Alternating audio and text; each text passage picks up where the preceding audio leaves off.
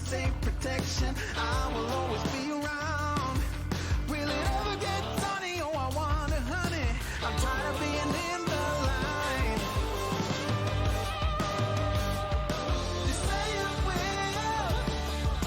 I'm caught in your addictive brain. You say it will, yeah. I'm causing the obsessive mind. You say it will. I'm caught in your addictive brain. You say it will, yeah. I'm causing the obsessive mind.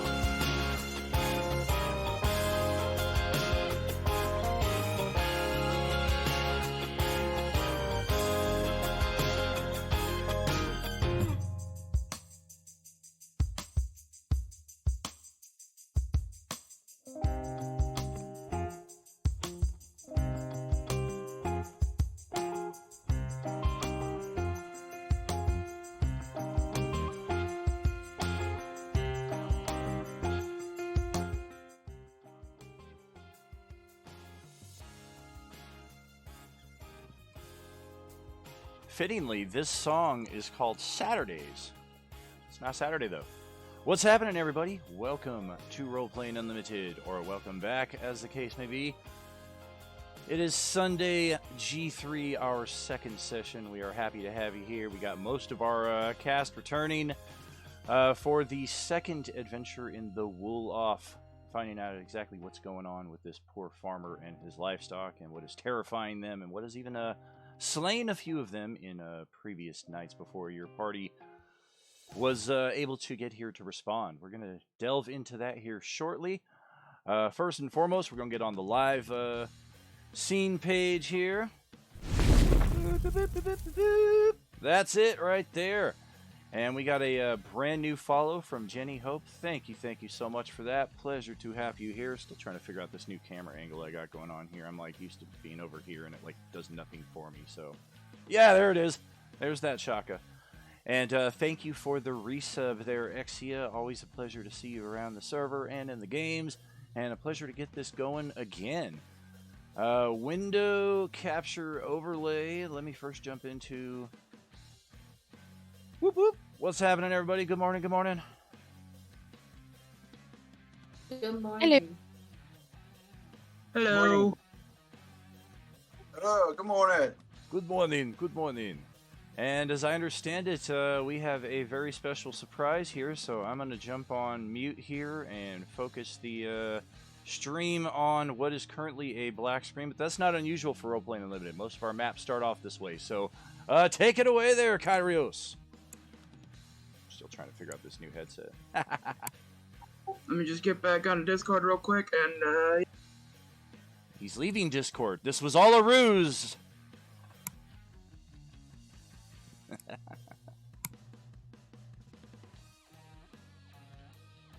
Man, I can't see anything. Hello. I have a 30-second ad I have to wait through. What's happening? What's happening? it is Mass 44 reporting in for today's session. Oh my goodness. That's That's good. amazing. I would like to say that I have noticed that one of our party members is absent. While it is a shame that Connie will not be joining us today, I would like to congratulate her on the birth of her offspring, and I hope that they are in good health. Much love, much love. Thank you for that. Awesome, man. I hope that today's session is a good one. Kyrio's got some bitchin' shades there in Moss 44. Love it, love it. That is too cool. Alright, now let me take this stuff off because I can barely fucking see out this thing. I was Hey. just about to ask. You're like a dark helmet in Spaceballs. I can't breathe in this thing. And it reeks of Sharpie. I thought you were about to say Chardonnay. I don't know if Sharpie is better. Sharpie's always better.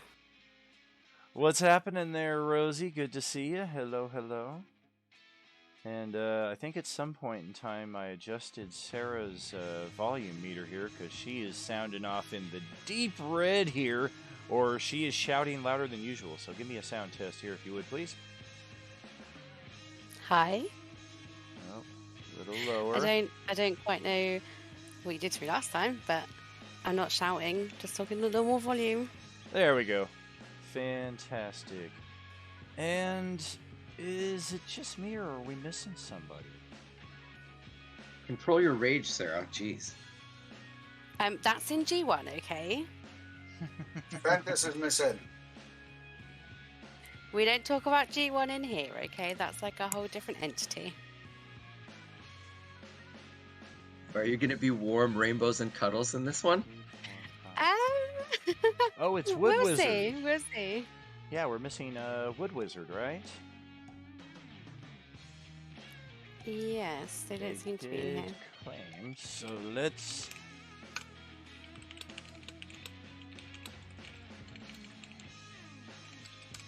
All right, just get a little tag there, just in case they forgot or are running late, or both, possibly. And yeah, let's see just what kind of adventure we have in store. We're going to move back to Grumbo's farm, where we actually have a bit of a extra scene between what was then and what is supposed to be now, as with Jenny joining us, we're going to want to introduce her character. And I'm kind of relying on the group here. It's been a crazy month, and this is one of our sessions that is just barely in. Does anyone remember exactly where we left off? There was something that we saw. We don't know what it was. Some people tried to chase it, and the rest of us are still disguised as sheep. The sheep disguise. Yes, yes, yes. Oh my god, Sarah, that's such great memory. Fuck, I forgot about the sheep. Yeah, I have some notes down here somewhere. I've decided to refer to this mysterious beast as El Chupacabra, given how Oh, it's acting. the chupacabra. Nice, nice. I mean, it could be Baphomet. We don't know.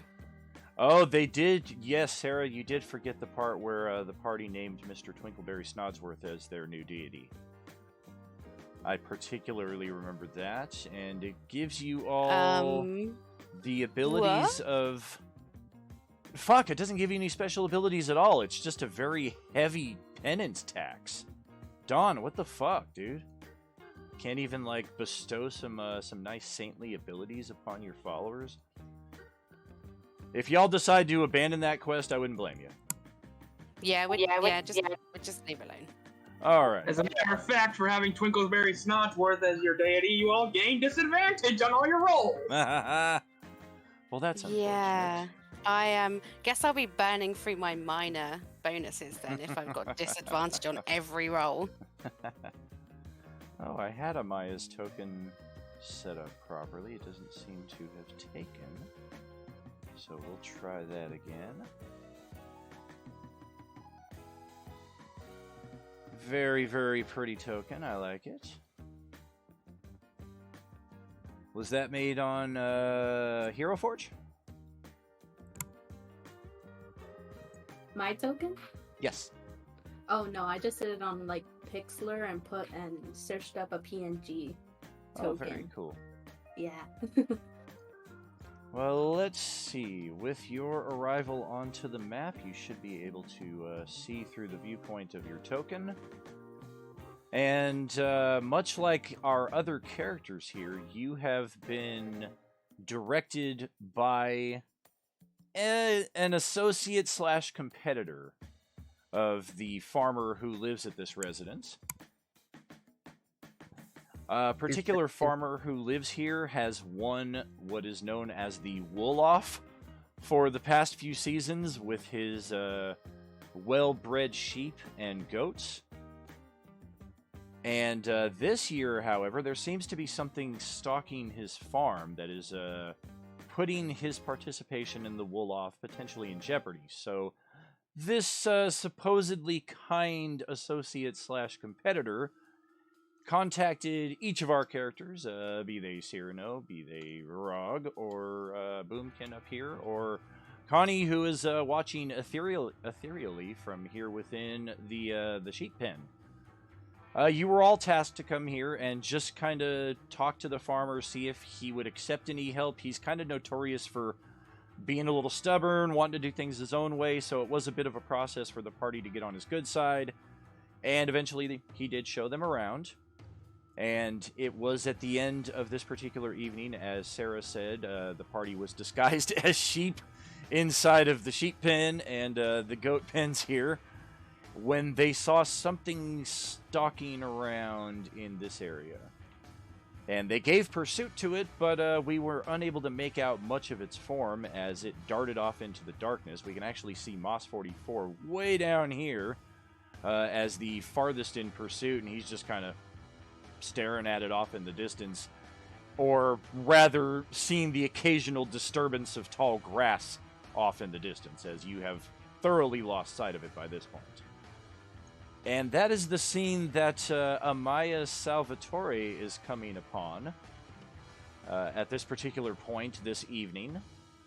What I would like to do, what I typically do with our groups anytime we have new characters joining in, is we start with the existing characters.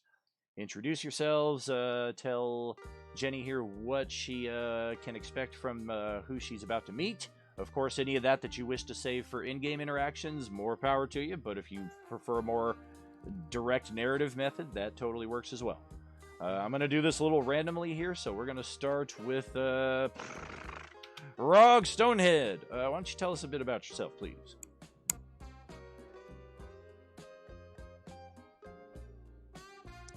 Well, I was exiled from my family. I'm the smartest one in the group. That's what they say. I doubt it, but that's what they say. You're a good friend to me as long as you got grog in your hand and something to share. Very cool. And all the way down in the southeastern corner in hot pursuit, we got a brief cosplay out of Mark there a few moments ago. Thank you. Very cool. Much love. Tell us a bit about Moss 44. He is a warforged monk made of both metal and wood.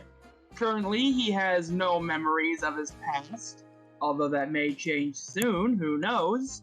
And currently, he is wearing a sheep disguise consisting of all the steel wool from Grumbo's kitchen, as well as 2 ice cream cones for horns, as well as an impeccable sheep impersonation.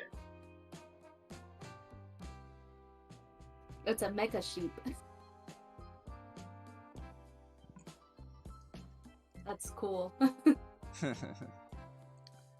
Pretty cool, pretty cool. If Wood Wizard happens to respond back in Discord, somebody please let me know if he doesn't just happen to join in and start playing, because I might not catch it. Discord tends to remain in the background through all of the juggling here. Boomkin, tell us a bit about yourself there, Sarah. So my character's like super awkward. She's like doesn't really know how to interact with people. But she is kind of missing her little druid friend who isn't here right now. So she's probably gonna be a bit more of a loner than usual. But you know, she's a little bit chaotic.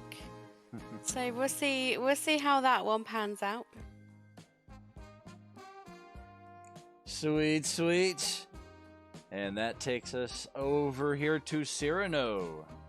And I'm clicking on the wrong screen, so of course he's not highlighting. Ta-da! Hello, my name is Cyrano.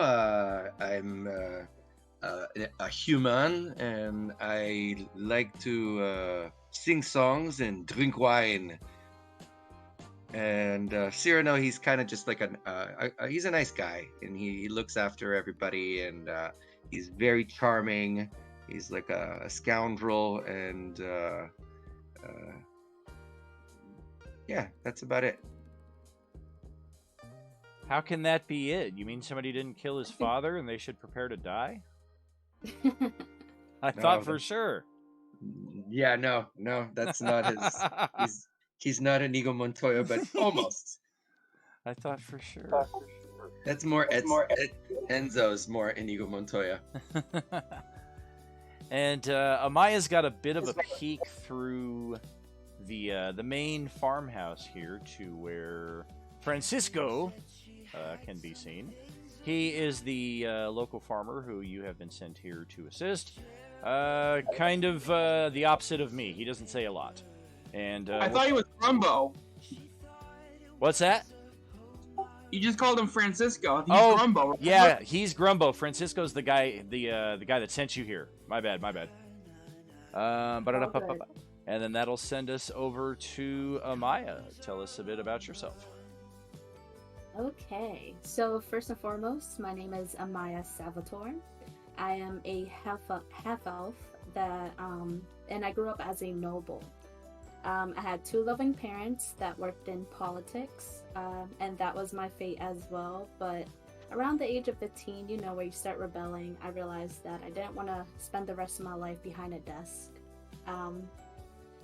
So I decided to, you know, look around and see like what other options I had. So then I was introduced to a family friend named Malachi.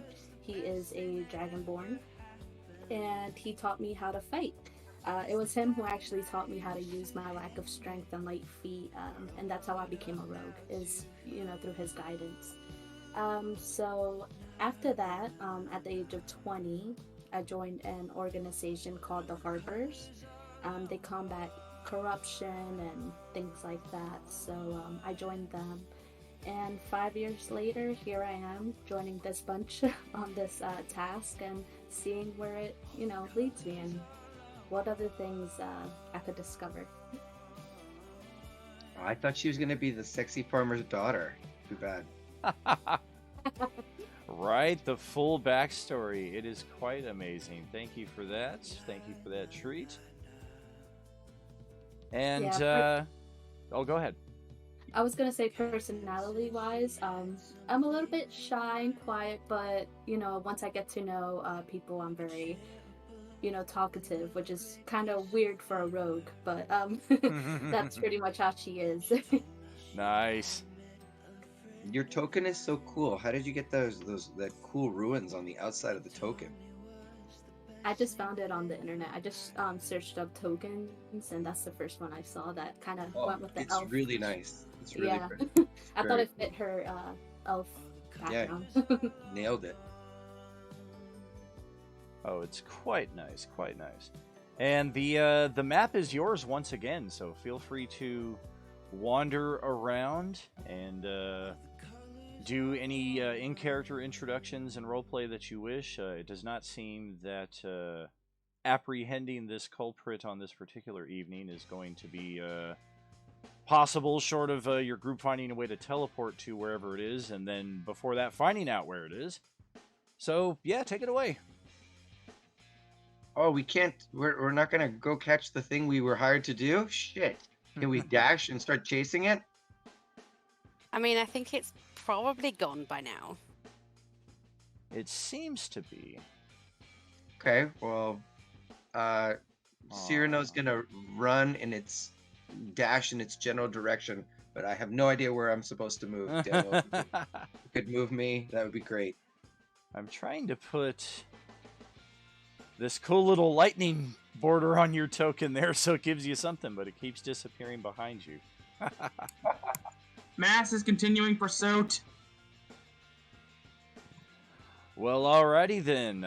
Southeast is the name of the game, everybody. If we are in pursuit, feel free to grab your token and roll off in that direction. It's on the opposite side of the barn from Cyrano, so I will at least scoot you there.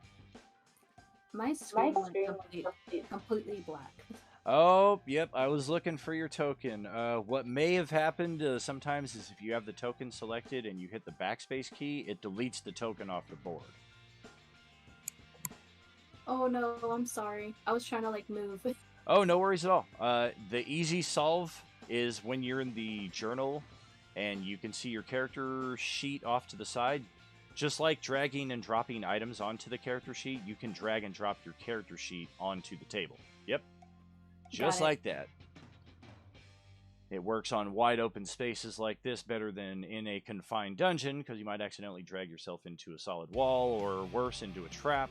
So, in those situations, I'll bring the tokens back. Okay. Right, thank you. Cyrano calls out and says, "It went this way," and tells everyone to like follow him in pursuit of the thing.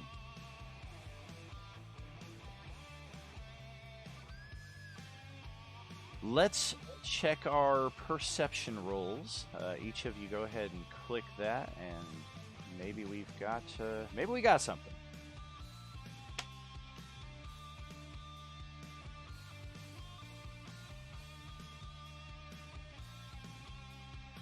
Where can I find that on my player sheet? So on your player sheet on the left side, it has all your proficiencies, and they're in alphabetical order. So just look P for perception and click on it. Oh, found it.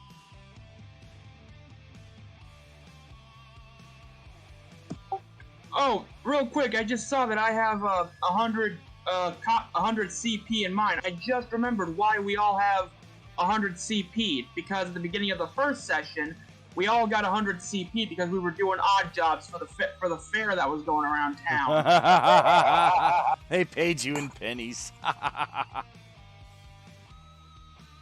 have no memory of that. I do remember that No, at I the don't very recall beginning. either. Yeah, now that you say it, it's definitely it reminds me. Yeah, and it's on record too. If we check the Twitch recording, so if I you feel like you probably said you can put it in as like 1 gold or Yeah. 100 copper. or And 10 I think silver, we all chose 100 copper. yeah, because everybody wants to be. I don't know. Daniel, Bag, Rich in pennies. I don't have a bag I of think coins. mine here. pennies too. What's that, Diego? You dick! You paid us in pennies. Right. It's like number Dick. 5 on the worst Halloween gifts you can receive. Number 5, pennies. Ah, come on. Hey, I'd be happy with pennies.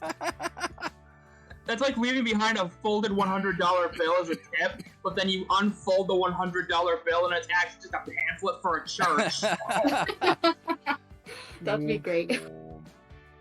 Hey, did you guys notice that Mark rolled? Is Mark here? Yeah, but it's on his secondary roll. so we can't actually get it as a nat 20. Oh no, I know that, but I just did Mark introduce himself? Because Yeah, he's Moss 42 or Moss 44. he's Marcus Moss 42. Got it. Sorry, Mark. Yeah, sorry. I changed. I have different names across different websites. I'm sorry. Yeah, it's all good. Okay, so looks like our best. What? What an awesome sound effect. Look, Ah! Okay, looks like our best perception wondering roll where is that came from. 15. a 15 from the newcomer. She shows up from across the farm. Everybody's like, "We're gonna go to that way." Now we all follow Maya. Okay. Yes. We are in pursuit. Okay. I'm just gonna run with, I believe his name is Sereno, and just kind of in rogue fashion, I was secretly like part of the group, but they just didn't realize I was kind of like following them. So that's how we ended up where we're at. Very I cool. love it. If I could stop running, Cyrano would grab her hand and say, "Oh, I would definitely have noticed such a lovely lady," and kissed her on the hand. But we're running, so fuck that. I was gonna say I'll be taken by surprise. Like, let's be on this mission. Oh goodness. All right. So in turn, the beast turns around and rears it. Oh wait, that's from the blue dragon that G4 will be fighting later on today. What the fuck? In fact, Let's turn around now. As Cyrano shits himself. Spoiler alert! They do have level 11 variants of their characters, though, so they might be able to handle an adult blue dragon. We'll see, though, when the time comes. As it is, who has the highest speed in this group? Does anybody have anything higher than a 30? Preferably 40 or better. Oh, No. I have Misty Step. I could use it once to get another 30, I think. Oh, or- gosh! Ta-da! Oh, it's still way away from me. Yeah, that's the best I got. Alrighty. Well, Amaya is able to spot where it makes off to, mostly through its presence in the tall grass beyond the farm. And your group, try as they might, your max speed, even on a dash, we're talking like 60, maybe 70, 80 feet around. This thing seems to have a base speed somewhere in the 50s. So if it's in full retreat from you, it's making ground very fast and quickly is just out of sight. I fire an arrow at it. Take a shot. Yeah. Same here. It's basically like attacking an invisible creature. You have to declare which square you're attacking. Of course, we have no grid here, so that square over there, I attack that one because I see grass moving. And then, of course, any attacks are at disadvantage because you can't really see it. With my perception, do I know the general location as to where it ran? More or less, which is why attacks are even an option here for sure.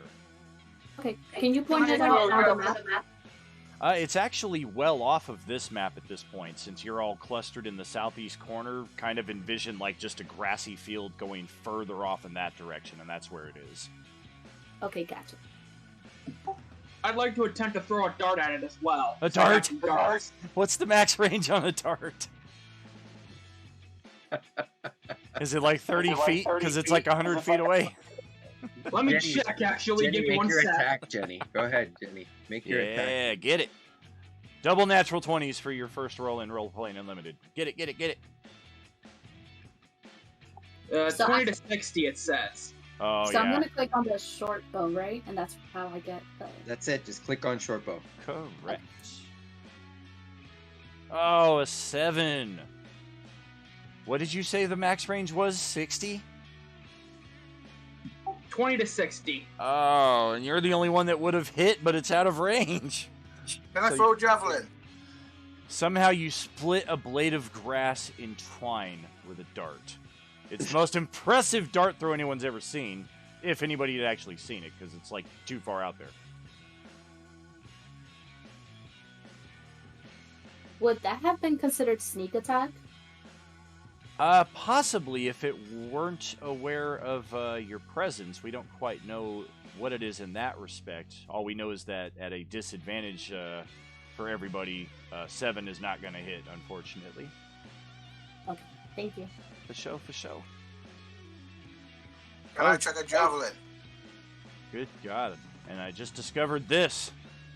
As a bonus action, like a rogue, it can take a disengage action or a hide action. The mighty herd skulker. Dun dun dun.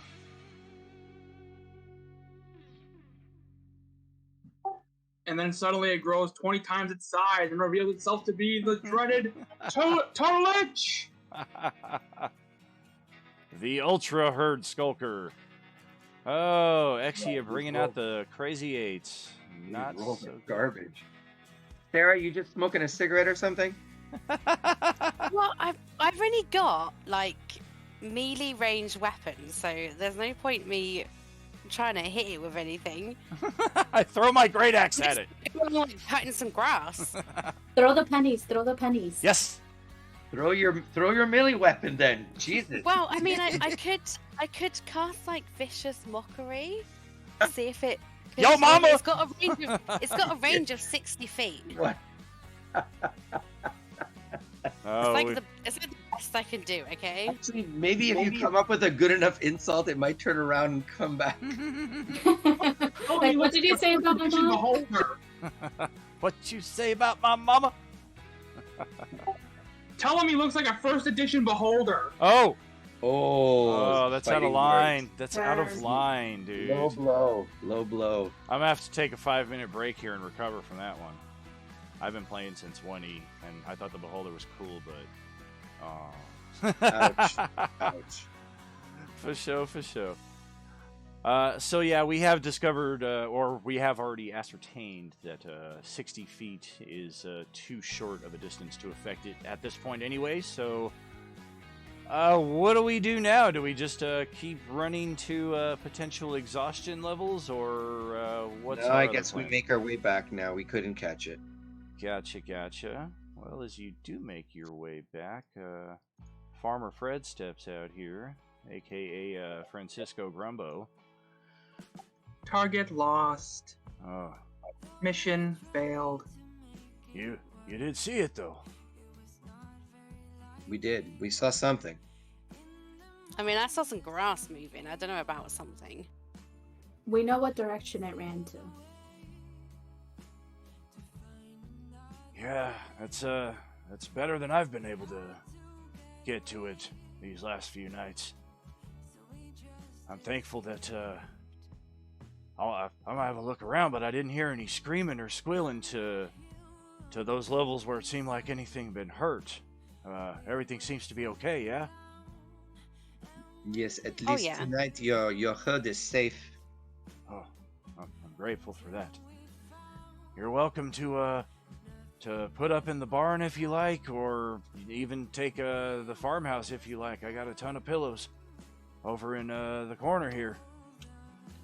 I will take another watch just in case it returns.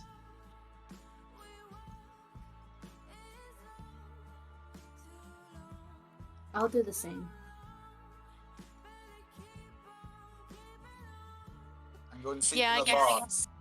I guess we'll have to keep an eye out, really. Alrighty. Before we do that, I'd like to introduce myself to everybody. My name's Amaya. I heard the situation back at I think it was called the tavern, right? And so I decided to come over here and see if I could help and use my skills to aid you guys. But when I came here, I saw you all running, so I decided to join you all. You are most welcome, young lady. Thank you for your help. Yeah, I'm sorry I couldn't run fast enough. I don't think any of us could. Boomkin could have if she had chosen the epic boon of speed. Well, All of a sudden, you're just running and staring at it in the distance, like, haha, bye. Gotcha. Yeah, I didn't want that one. I wanted to be resistant to certain damage. Yeah, I'm not sure I saw Sarah running very hard. Sarah doesn't look like she's out of breath at all. Boomkin just teleports behind the thing. Omare wa mo shinderu. Oh. Nani? Oh. Hey, why are we picking on Boomkin? What does she do?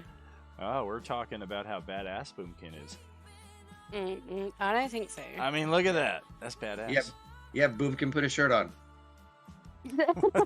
Hey, I didn't make the character, okay? Somebody made that for me. So let's all just blame the creator of the token.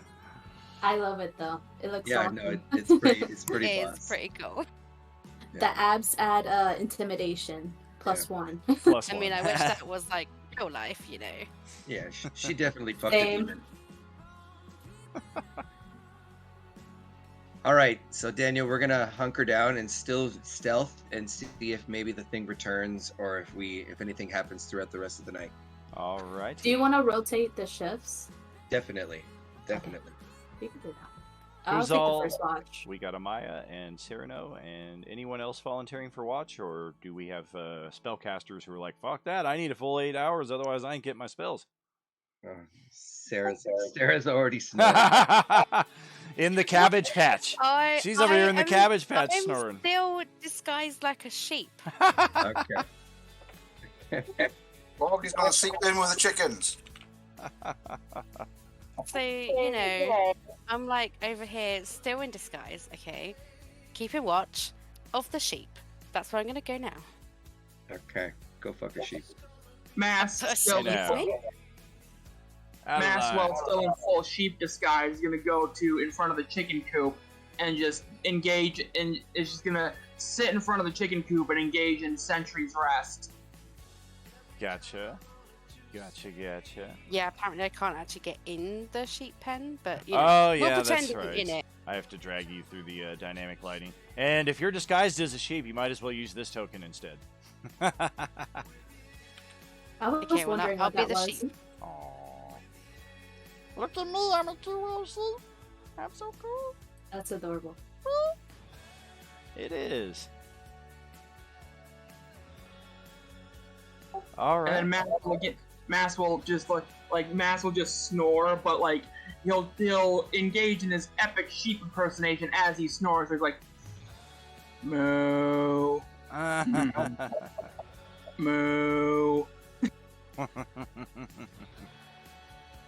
The rest of the evening does indeed pass without further incident. It does appear that you have scared this thing off, at least for Good. tonight.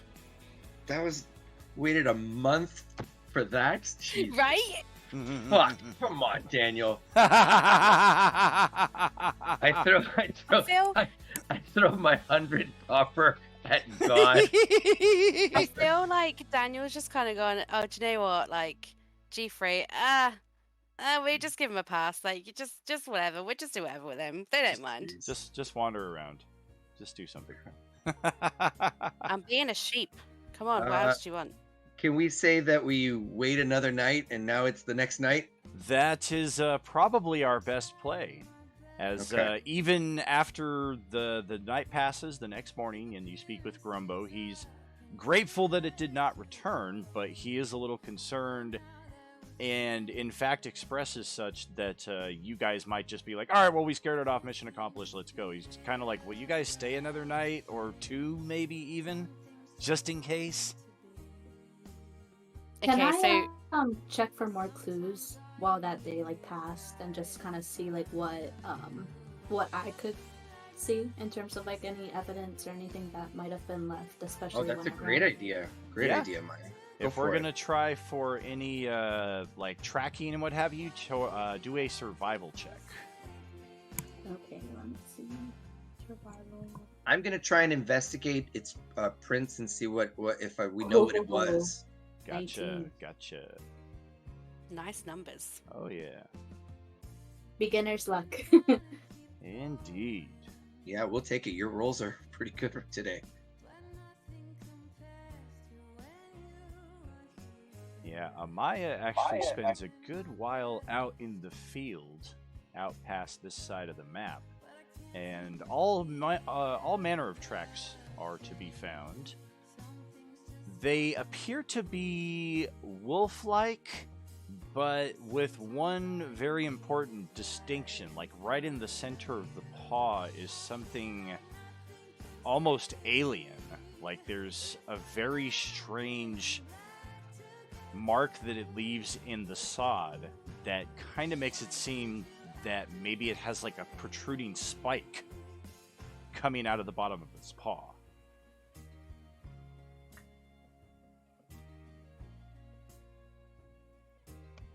And does it seem Ew. like there's only one, or are there different sizes tracks based on what her role? With that roll, she is positive. There's only one of these things. And Awesome. whatever it is, it's something that she's not seen before. None of you got really a great enough glimpse at it, but maybe something wolf-like kinda seems right. Okay, so I Alright. got a strategy. I don't know what you guys think. I'm gonna pose it, and you guys let me know. How about we spread out on the map this time, and then we all engage going towards the center of it and meet in the center to catch wherever this thing is, so that it doesn't get away from us this time.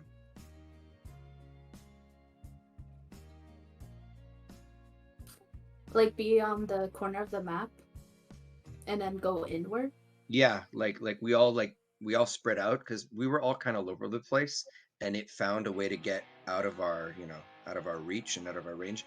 But maybe if we spread out a little bit more, and then when we hear the moment we hear that it's coming, we all kind of like go towards the middle, and we all kind of like surround it and engage it so that it can't get out through any particular side. Could What do we you guys think? possibly make a trap as well? Like maybe leave some raw food that might have a little bit of a something in it, and see if it goes for that. Hell yeah, why not? That's a great idea. Anybody else have a strategy for tonight's hunt? I'm gonna go with good. I'll go with your plan, but I'm gonna have Mask climb up on the roof and watch from the rooftops, so that when I see the creature coming, I'm gonna give him the old pile driver, just come from the top ropes.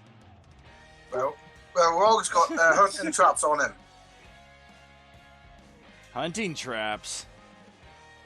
Now we're talking. Okay. Can I go stealth? I wasn't sure. Like that was Yeah, absolutely. spell or. Yeah, you can roll your stealth check if you're trying something like that. Yes. Also, who wants to go where? I think I'll go where I found those tracks. Got like 25 hunting traps. And I'm gonna roll for stealth now. Okay. I am stuck in the sheep pen, so I can't actually go in there. It's because Oh, your poor character Sarah. identifies as a sheep now. Oh, poor Sarah. You're Here we go. actually the bait. Okay. I mean, I can so, be the bait. I'm still disguised. no, let's, you don't so have let's to. do some bait. Let's see if we can ask the farmer for some meat, and we'll leave it in the center of the out in the open and see if it takes the bait. And when it starts eating it, we'll all run in and attack it. And then you guys, Mark jumps off the roof. Can I use the poisoner's kit and add a little bit of poison? You can use the kit to do so. The only thing we're lacking is the actual poison itself, I do believe. Let me okay. double check, because there's different types of poison, be they basic, advanced, worm poison. Poisoner's kit has the vials, chemicals, and other equipment necessary for the creation of poison. Proficiency allows you to add your prof bonus to use or craft. So it looks like you can make... that's where we're at. Yeah, you have the chemicals to begin the process. You just have to invest essentially a gold piece cost in the raw materials, and then you can create what is essentially a variety of poisons that are then probably worth a lot more than what you invested. Poison sold separately. I could invest one gold piece. Well, let us see. Might be able to get a basic poison out of that. Yes.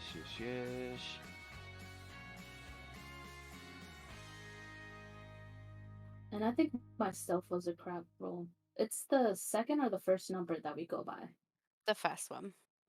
Yeah, that was crap. Correct. Yeah, if we have advantage, we use whichever is the higher of the two. Disadvantage, whichever is the lower. If it's neither, it's always the left number.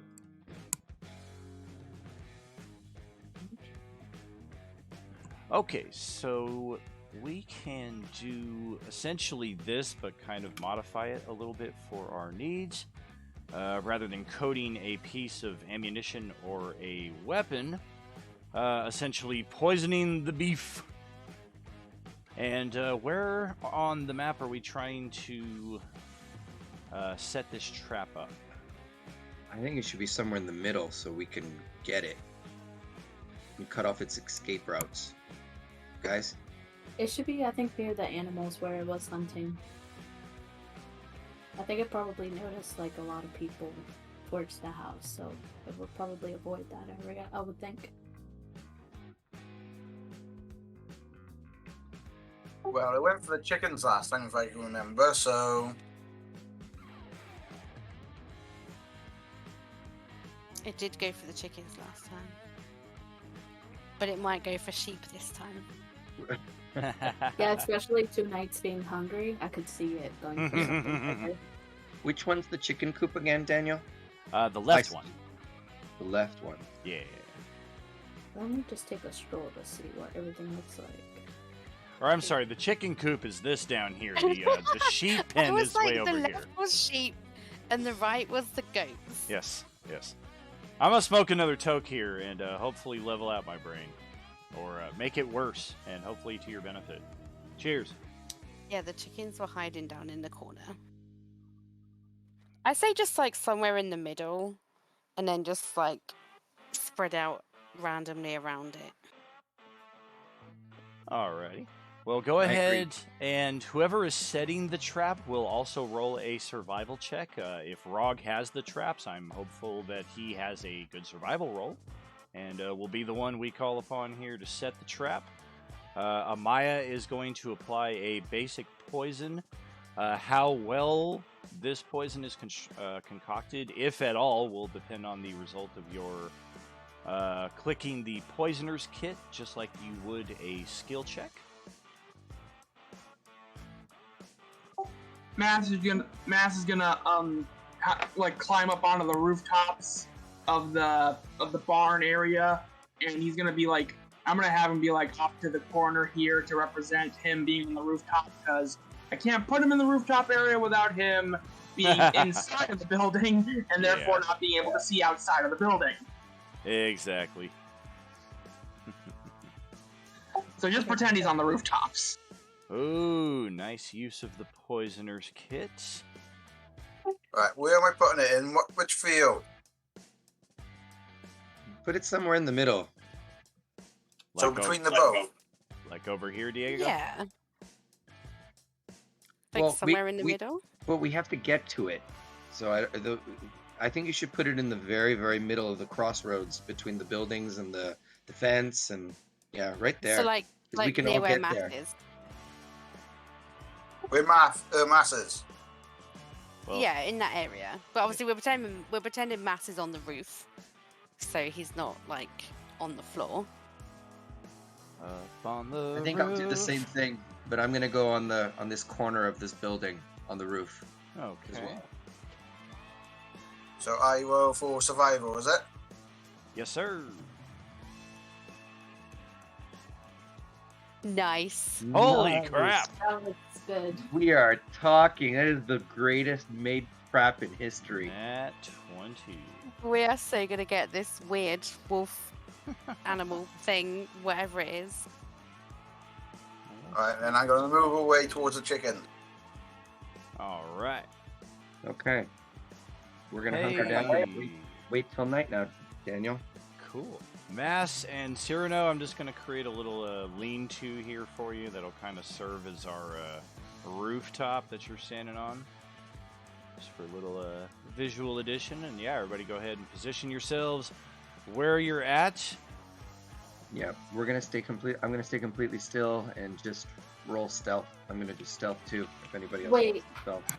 Did we already apply the poison to the You bait? did, Jenny. That's what your 16 roll was. You applied Okay. the poison already. Because the only issue is I read the description. It says once applied, the poison retains potency for 1 minute before drying.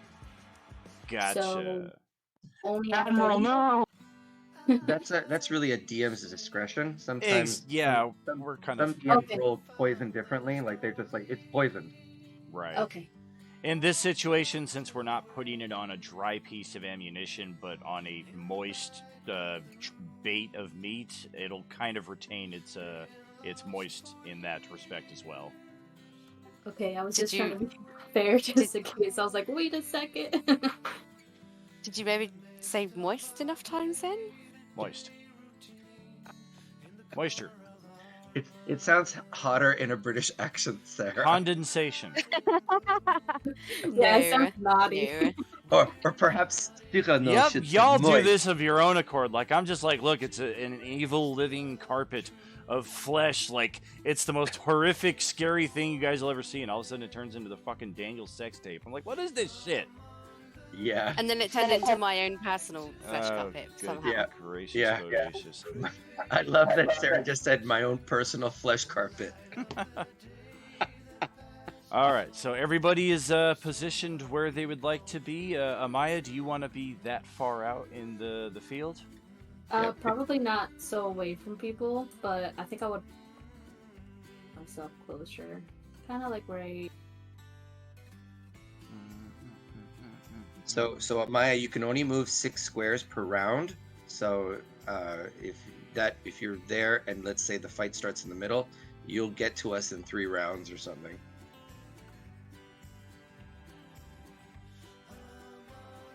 Real quick, I just want to say I just imagine like Grumbo just going about his daily business while we're doing all this, and because the trap is just so well hidden and well laid, that Grumbo just accidentally steps on the trap and Oh, good God, what y'all doing? Okay, and hey, Z-Bob, what's going on? What's happening?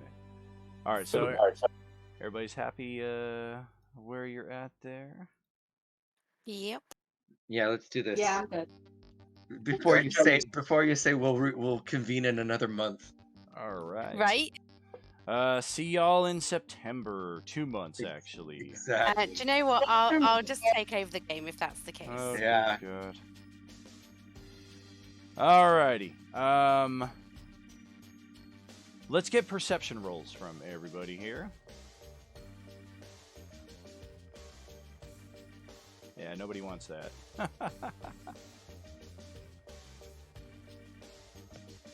Nice. 22. Yowie wowie. Nice. yay, dirty 20. Cyrano is not I gonna don't let think- this fucker get away this time. I do not see anything. I just see a sheep. Oddly shaped sheep and some like people around. That's all I see. What do I see, Daniel? What does That's- Cyrano see? Not the right way to do that. A 7. What you talking about? What you know about 7? Cyrano and Moss and Rog and Boomkin. Everyone except for Amaya this time around. Spot. Maya's doing her nails.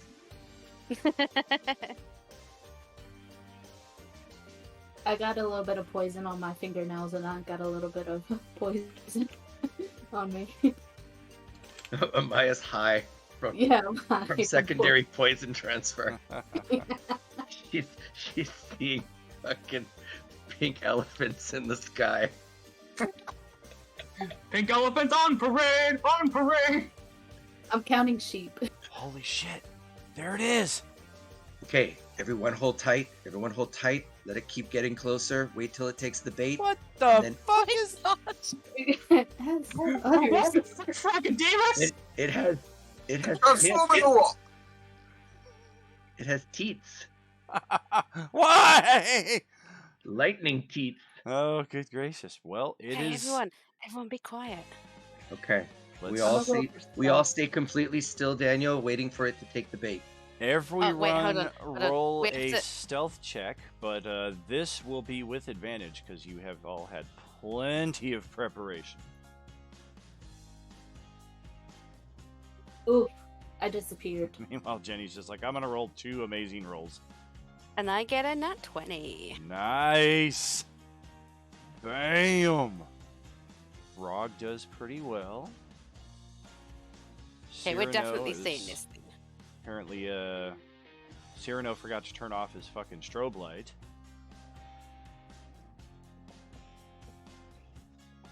I don't remember wearing heavy armor. Is that the character with heavy armor? What the fuck? Yeah, if you're not wearing it, it might be something in the gear cog section of the character sheets.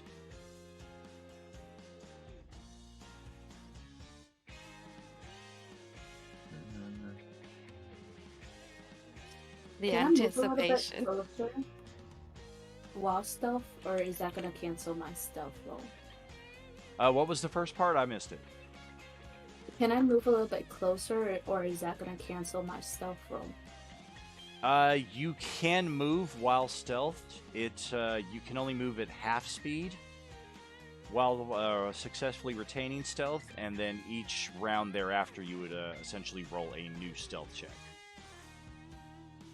How many squares can I move up? With stealth, we're talking 3 squares. Like that? Yes, indeed. Alright, thank you. Uh-huh. Alrighty, and with our group's perception rolls, unless you are all intentionally not telling Amaya where this thing is, with using your collective bonuses there, she's able to spot where it's at.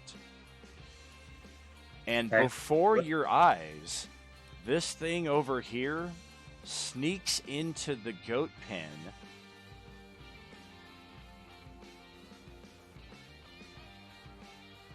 and transforms into a goat. Fuck off. And then it slowly starts sneaking towards this goat right over here. What the fuck? Is there anybody nearby? Does anybody nearby the goat pen that can like stealth into it? Yeah, I do can we want continue moving. Do we want to stealth at it? Do we just want to throw magic at it? Start shooting arrows? We know what it is. We know we found it, and we've seen a very important ability of it, and why it's able to somehow get around undetected, and why its figure is half wolf and half cow.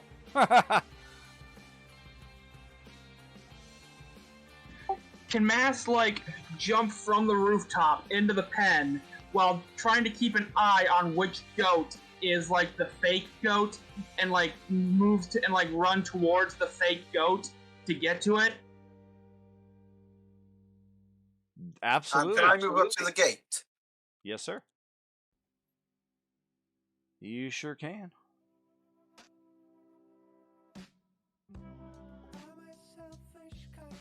I Can don't know, move guys. forward? I think pineapple. I say everyone start shooting it, hitting it, and I say roll initiative, bitches. If you ask me, I say Yeah. go. I say let's go. I'm Can gonna I start. move closer before we start? Yep, we're all in full move now, so Rog and Moss, stay put where you're at. How fast Boom, can I move? Boomkin no, and I'm Amaya, ready. go ahead and close another 6 squares. Just make sure to watch out for Yeah. the trap. I'm jumping off the roof, Daniel. And Cyrano's heading over as well. Okay, well, I'm gonna have to like jump over this trap, or like jump over the fence somehow. So we're just gonna pretend I did that. Oh yeah, exactly. Like Cyrano's doing, just kind of do the diagonal cut across. Perfect, perfect. Yeah, I moved my 6 movement. I'm right at the Perfect. edge of the pen. I'm about to jump in. Same. The goats seem to recognize this thing. This is not their first encounter, and it's likely something with the odor it gives off. Or are And they like scurrying away from it? they begin to rush away from it. That could also be your group approaching en masse, so let's just see what our initiative rolls look like here. Yep. I have a group initiative here, so no need for anybody to roll. Ba-da-da-ba-ba. Holy crap, I got 2 natural 20s, one for Moss and one for Rog. Boomkin got a dirty 20, holy crap. Our random sheep got a 17, Cyrano a 13. The lean-to is somehow going to go on a 12. Oh, I rolled the wrong initiative for our beastie there. I'll have to redo that. Amaya has a 6, and Admiral Akbar is going on a 5. We'll just take him out. First things first, chocolate starfish. Okay, initiative for this guy. I'm not a shitty listener.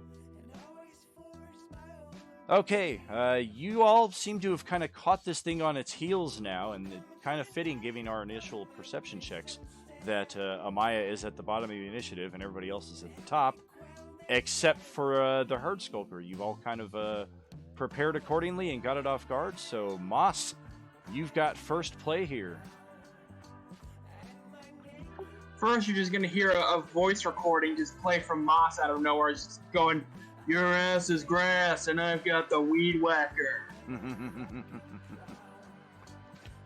And let's see if I can get into the pen here. Whoop. There we go. All right, 5,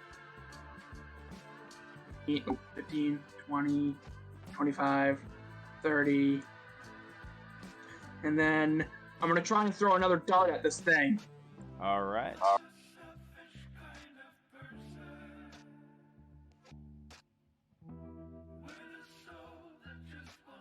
I'd say for the people around me, can I tell them to try to like flank the enemy? Absolutely. We'll try. Ooh, this thing seems to have some jukes. Its armor class is a little outside of 13. You do have some of those hero points, though, from HPTV. It would be a simple D6 roll added onto that 13, and it might make the difference here.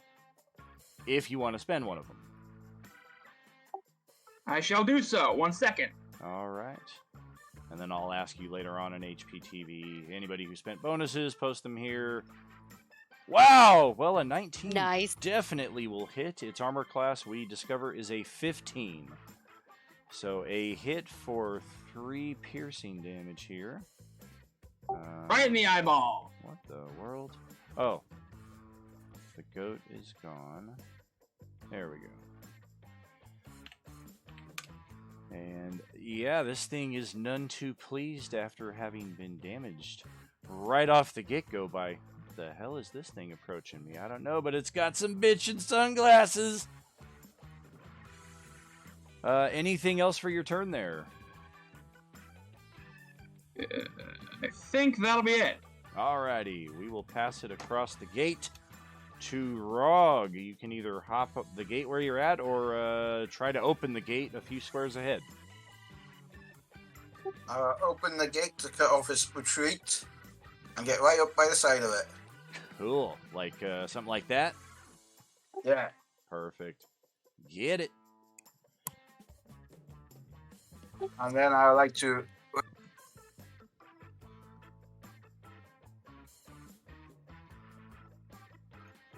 rage. Wonderful. Bonus action. Grr, Blood. he hulks out. Rog hulks out. Blood, death, and vengeance. And then I swing at it with my great axe. Get it. Yes. Nice. Slice for 8 damage. Look at that hit point bar go down. Ouch. There's a gruesome spray of blood in response to that. And staying put right there, we will pass it across. Just get rid of Akbar here, I think. Yep, Amaya and Boomkin are stepping on each other, so we'll pass it over to Boomkin here. Okay, well, I'm gonna obviously go up to the thing, but I need you to like hold me over the fence. So Oh, of course. I'll give you a boost. Whoop. Or are you still disguised as a sheep charging this thing like, this is for my brothers? No, obviously I'm not in a sheep costume anymore because the sheep's like over there. Okay, hold on. I'm just trying to work out how many squares. You moved me 2 squares, didn't you? Yes, ma'am.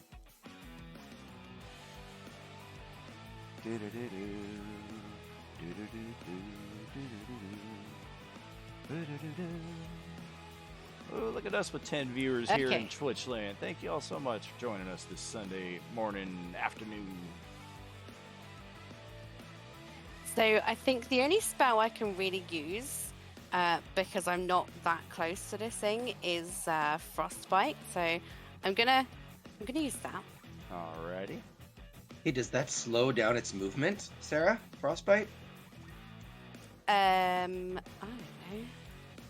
Con save, they take cold damage, and they have disadvantage on their next weapon attack roll, which unfortunately it does not have any weapons. But the con save versus the damage is certainly applicable. Boom, boom, boom, boom. Con save is a 13 on the frickin' money, so it resists the magic that Boomkin attempts to leash upon it. Okay, well that was no good. I'm just gonna stand here and pretend I didn't do anything. I'm gonna go back to my corner and just be like, this sucks. No, I won't be back in the corner. This sucks. Cyrano, what's happening with you all the way down here? All right. Daniel, hop me over the fence there. Ta-da. Okay, I'm gonna cover its retreat from the south. So I'm gonna go 1, 2, 3, 4, 5, 6. Okay. I am going to curse you with my Hexblade Curse as my bonus action.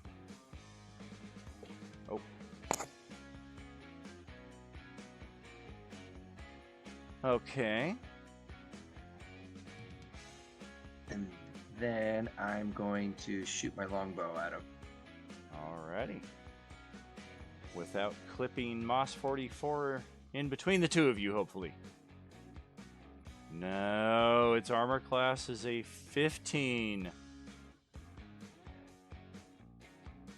Let me double check. I'm not positive.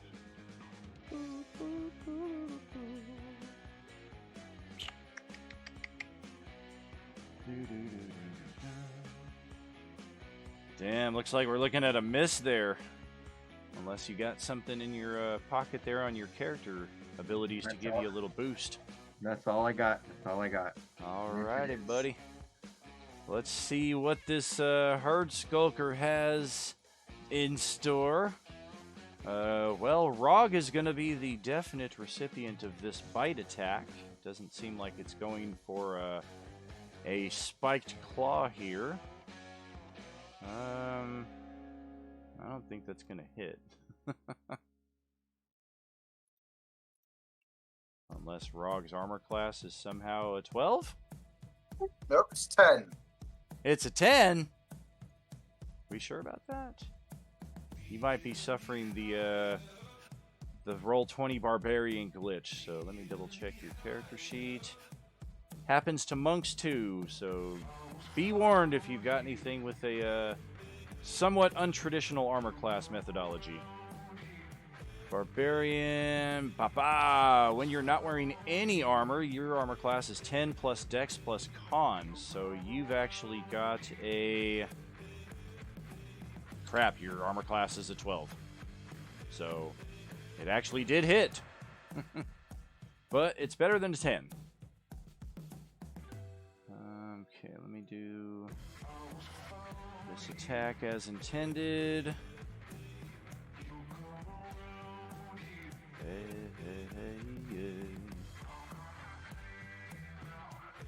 Never mind the attack side of it, but holy crap, it just did 13 points of damage, or 12 points of damage to you, to your 13.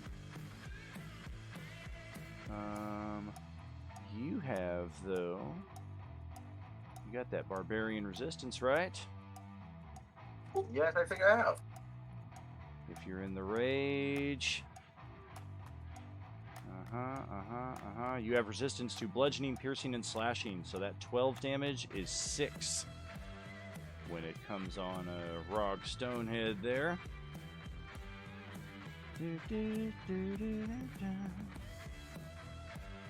And after you take the damage, roll a strength saving throw, or this thing is going to knock you prone.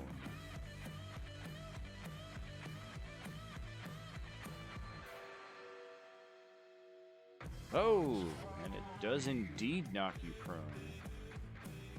I'm going to put the little prone icon on your token there. If everybody zooms in on Rog there, you can see that little icon that shows he is prone. If we've not already gone through that with this group, or if it's been too long that we've forgotten, if you click your token and open up that little circle on the bottom, that opens up the icon menu. Hover over each of those effects, shows you what they mean. By no means do we need to memorize what all of these are and accurately track them. Some of them, like prone, I've become familiar with enough to know where they are. Just find something that works for you. So if your character is charmed and a paw print works for you to demonstrate that you're charmed, by all means use the paw print. But icons definitely a cool way to keep track of effects, especially if you're under effect of something at the end of a session and still under it later on. Oh, you're good, Julie. What's happening? Good to see you. Feel free to jump into the game at any time. Go through your character sheet. Hang out in the Roll20 game while we're playing. It's a shared table, so by all means. But after attacking you there, it is actually going to move away right over to here, and Rog may take an attack of opportunity on it if you so wish. It will just be at disadvantage because you're on your butt. Yeah, I roll. What do I roll for it? Your axe, man. Yep, Hit it with your axe. Your normal attack.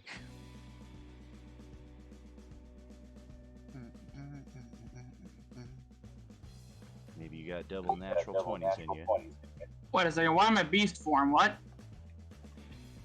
Oh, that's, yeah. I was wondering where that went. Which one's my normal attack again? Your great axe attack. Damn! Even at disadvantage, a 22 to attack is going to... Ow! 9 more slashing on this thing. Okay. And it actually ran past Moss, so if Moss has an attack of opportunity, if you have a melee weapon ready, then you may also take a free attack on it. Give it a punch. Can an unarmed strike count? Yes, Yeah, sir. give it a punch. Give it a punch. Give it a kick, give it a elbow I'm just gonna drop. clothesline it. I'm just gonna put out my arm and clothesline it. I'm gonna give it a shining wizard on its way by. Do you have? Yes, you do. Perfect. An 18, that's going to hit. Another 4 points of damage. Well, that was a mistake on behalf of this creature. Okay. And Is it that's Maya's turn? 20 feet. We're going to go 30 feet more over to here. And it seems at this point it's kind of recognizing... Ah, crap! Okay, so we're going to run over in this direction, and our final 5 feet will put us there. And then we will pass the torch over to Jenny. Okay, this is kind of reckless, but I'm gonna move up, and I move up 6, right? Yes. Okay, and then I'm gonna hit it with let's see, the short bow. I'm Okay. gonna hit it.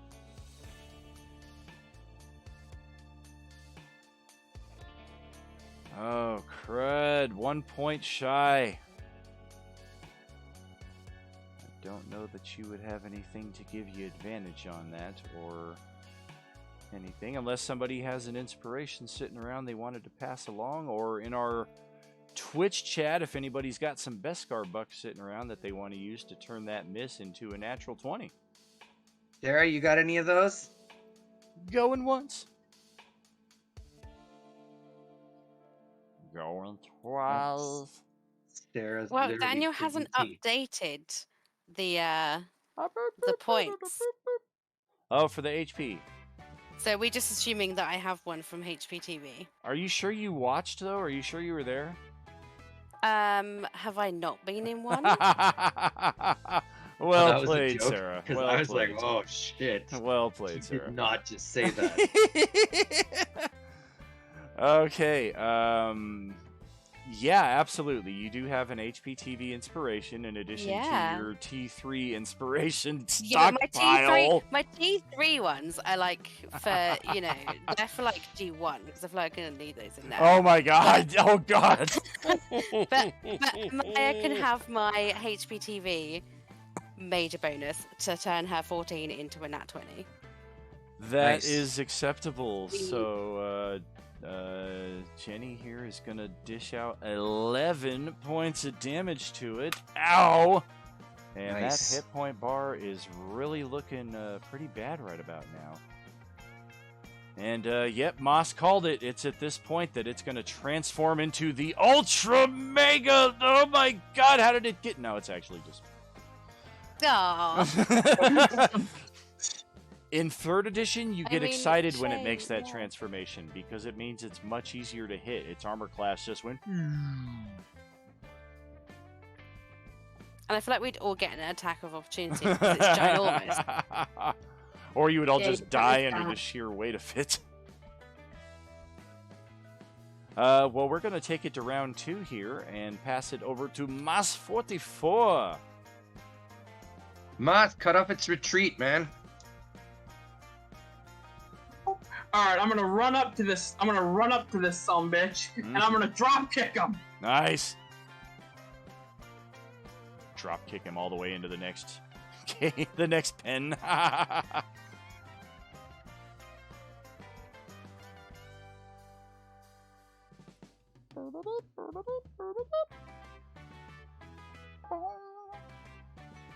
Double 15s, respect. Another 5 off of that hit point bar. Somebody's about to get the final shot here in short order. Is that it for you there, Moss? Well, I'm not at the point yet where I can do more than one attack in a turn, so yes, that is it for me. Alright. Yeah, unless you got a special bonus action, something you're sitting on. That'll pass it back to Rog, who unfortunately will need to spend half of his total movement just to get back to his feet after having been knocked prone. Actually, wait a minute. I may have done you bad there, buddy. What happened? The rage bonus. Yes, you have advantage on strength checks and strength saving throws. So he actually made that save. So let's just rewind all of that. And yeah, you did get hit. You did take damage, but you didn't get knocked on your butt. So take your turn as normal. Right, Daniel, it's your first day as a DM, Daniel. We forgive you. It is. No, Thank you you. did get knocked on your butt, but then you just rose back up like a vampire rising out of his coffin. Yeah, he rolled with it and got right to his feet like a tiger. I prefer the Undertaker cane sit right back up. Didn't hurt. Didn't hurt. Didn't hurt. Didn't hurt.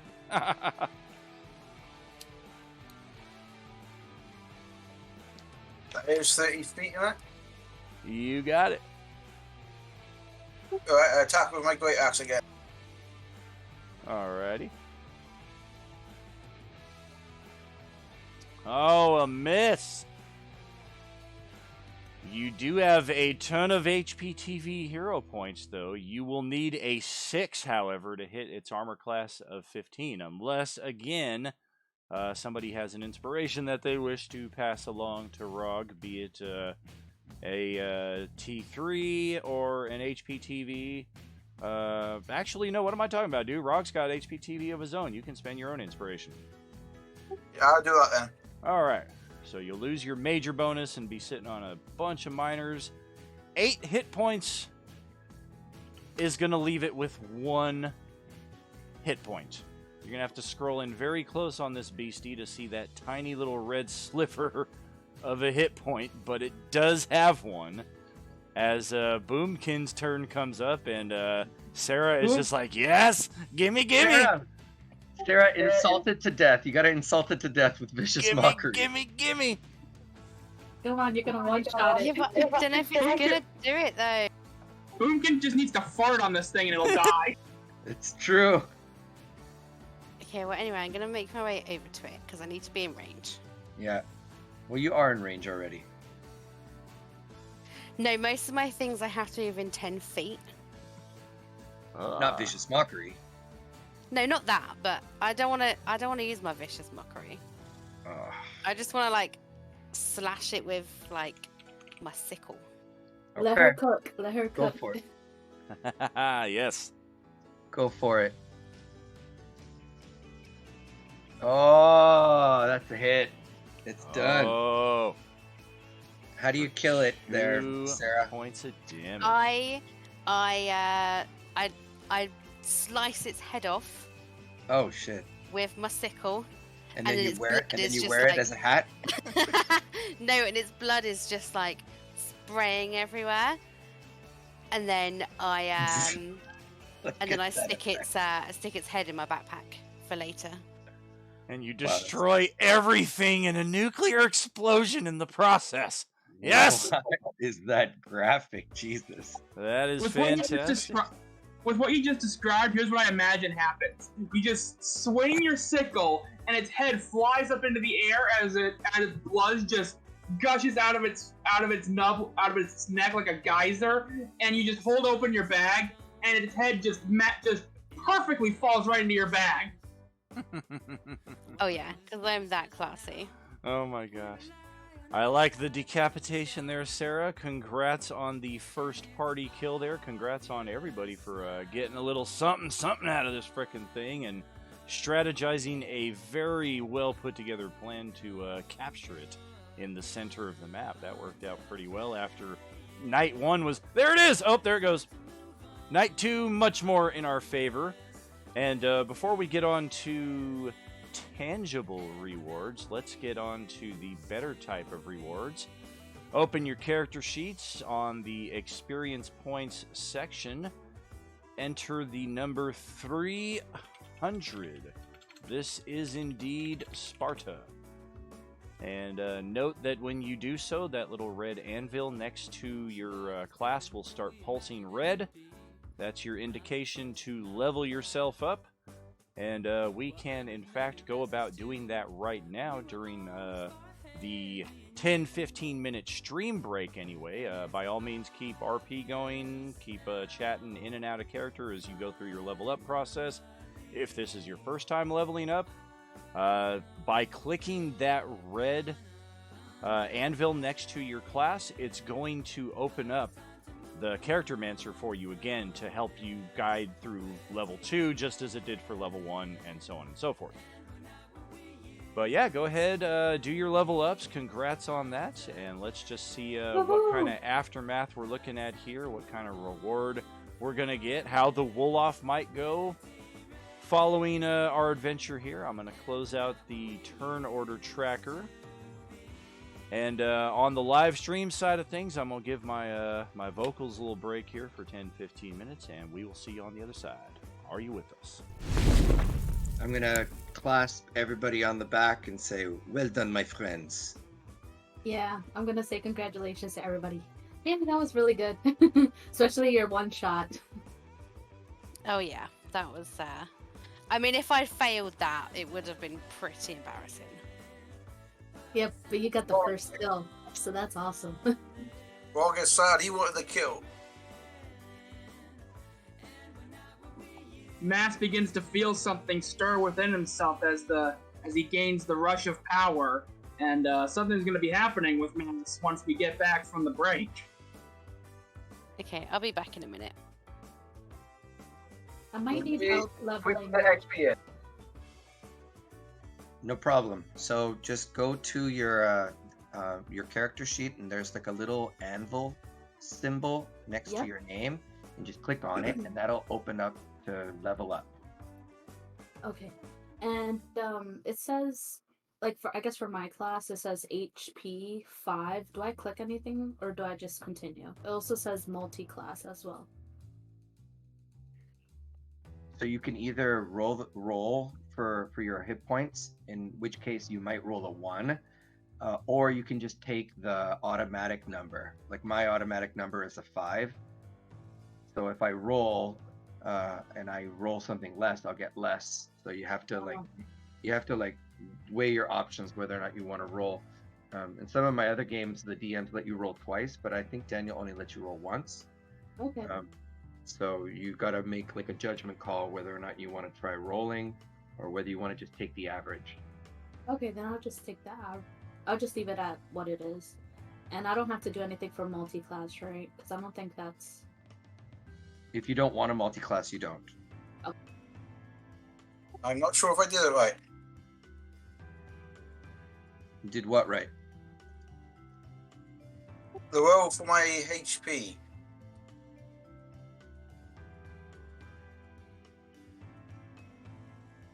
The roll should appear in roll 20. I'll see if what you got. Give me a sec. Yeah, so he got a 7. Oh, that's fantastic. Oh wait, 7 might be your average. You're a D12, right? For barbarian. Yes. Okay, and do you have what's your constitution?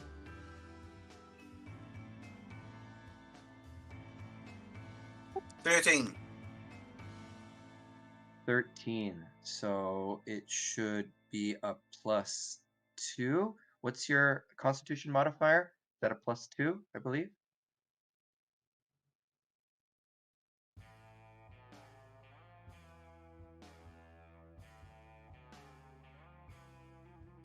Or maybe you can't see it. I'll look it up for you, what your constitution modifier is. I think it's 3. Sorry, that's saving throw. Yeah, no, I don't think it's 3. I think that's too high. 13. It's actually only +1 when it's 13. It's only +1. So if your roll is the same of what you would have gotten had you just taken the average. So yeah, you're 7, which is pretty good. That's not bad. So you My add, question... I had a question about adding the 300 XP too. Or did that not matter once I clicked the leveling up? yeah, did you not add it? Did you not click on experience and add 300? No, I didn't click that, but it automatically took me to level 1, level 2. That's fine. That's fine. Same thing. You can add it later. Okay. Wait, so I do need to add the 300 XP? Because that's what I'm asking. I'm asking to see like how I would add that. Yeah, you add it after you've finished leveling up. Alright, I already finished leveling up. Okay, then just click on experience and type 300.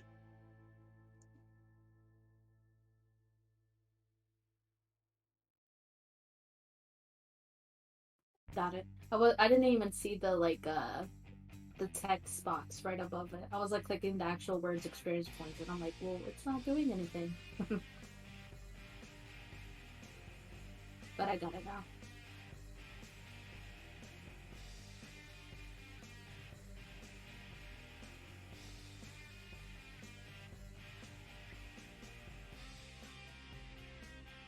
So do I just press next then after that? Yeah, you keep doing next. Make sure you filled out everything. And then, just keep pressing next until it levels you up.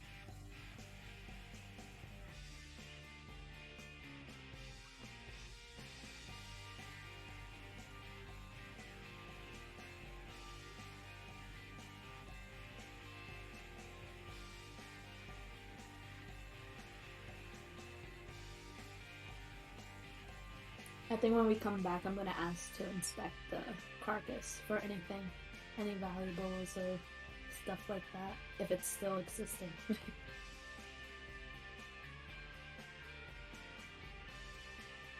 Good plan.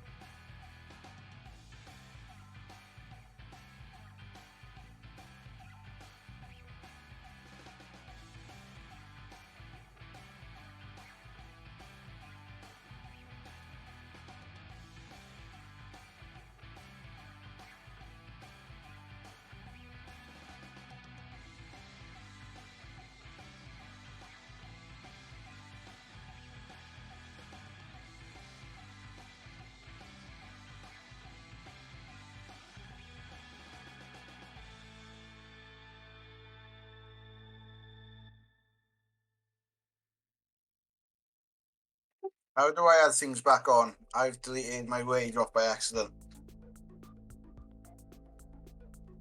You deleted your what? My rage ability. I was trying to sort them out into order, but I deleted it. Your rage ability. You were sorting them out of order and you deleted it. Okay. Then type in rage on the I button with the circle, type in rage, and then scroll it and drag it and drop it into your character sheet again.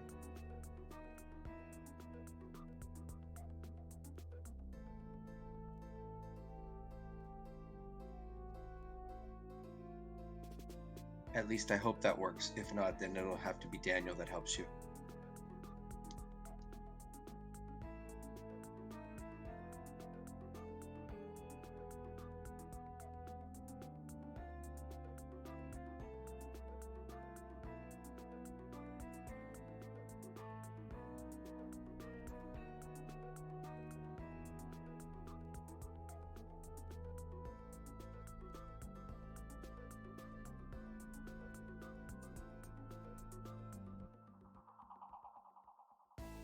I don't know if I mentioned this, but thank you for helping me, by the way. My pleasure. I had trouble. I've been using Roll20 for about a year now with another group of friends, so I've learned a few things, but it was hard in the beginning, so I don't mind sparing someone the same difficulty. Yeah, this is the first time I've ever used it, so I'm like, what? It's definitely something to, yeah, learn for sure.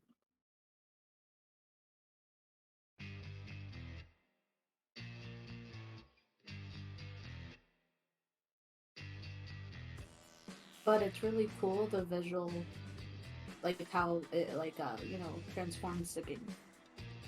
Because I haven't played with people who have like visual representations of like the world and stuff like that, so this is really cool. Yeah, I like it too. It almost makes up for the fact that we don't get to hang out and see each other and roll actual dice.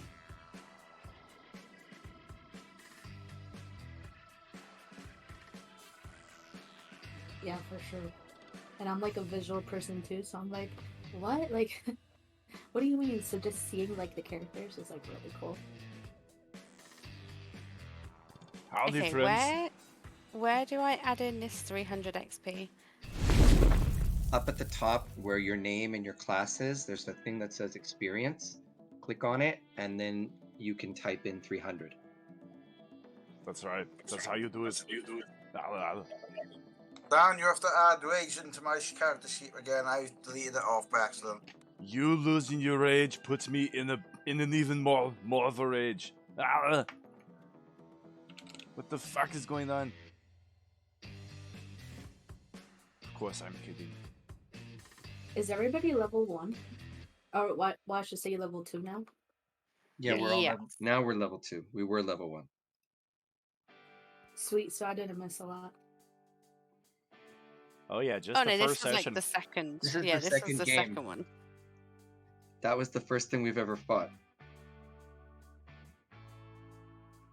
I came at the perfect time then.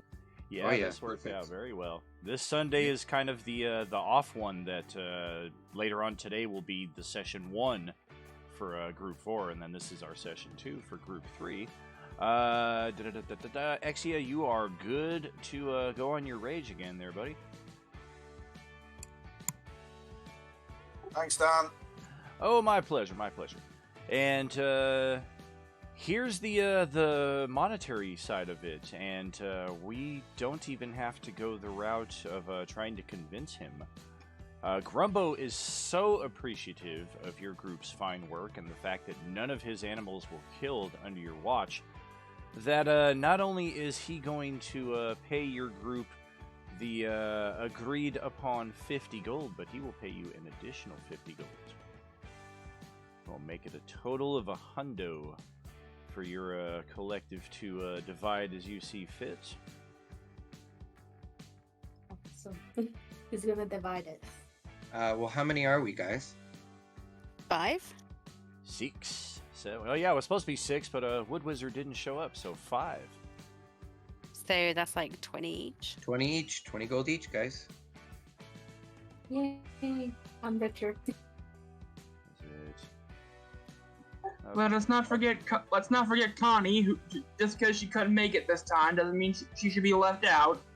Well, actually, if you don't risk your life, then yes, you're left out. Well, damn. There will be time for Connie to It's only 20 gold. partake She'll in some survive. damage and, Yeah, and 20 killing of gold. things. She'll Sorry, live. Connie, I tried. She'll live. And can we take the beast and sell its hide or anything? I This believe is- Sarah's already wearing his head as a hat. No, Can I his head. search the His head's body? in my backpack.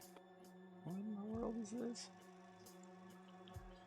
It is Real indeed quick- a unique creature, and possibly worth something to the right taxidermist or hunter or anybody in that field for that matter. Can I search his body for anything? Roll an investigation. And Real I- quick, while when Mass got the level up, he's gonna feel something stir within him, and he's going to remember something about his past. oh, Anybody want to help with searching the body? I'll get in on that. I'll look. I'll see what it's got. Yeah, I'll have a search too. I rolled pretty crappy, so I need help. Matt's gonna wait until after everyone's done investigating, but he will look at Boomkin and see and get like and feel like immense sorrow and regret and like guilt as he looks at Boomkin. because she rolled Oh. a 0? Didn't even like. I didn't even. It would have been a 1, okay, but She saw blood and said, "Ew, that's gross. I'm not touching it." Yeah, I she have his head But he's got the head! in my bag. Like, how do I not get anything? Well, that's the thing. You didn't see its head go into your bag, and you're looking for its head, and you have no idea where it is. No, no. The head is already in the bag, okay? We know it went in there. We saw it go in there. I saw it go in there because I put it in there myself. Let me do Some a of the blood perception on your check. eyes. Well, Rog does find something interesting inside of its stomach. In fact, not sure if it ate this or. Oh damn! Another natural one on Look at that. I got a Investigation. natural one and a natural. Everybody's just like pulling this body in 4 different directions at once and just. Gimme!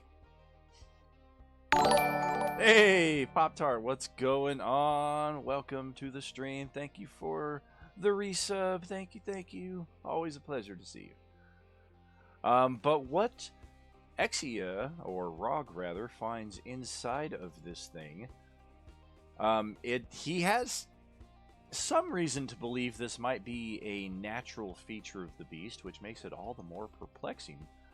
But it's covered in enough of this thing's natural guts and innards and what have you that it appears to be part of its system. It's a gem about the size of his fist. It's a pretty good sized gem, and it's warm to the touch.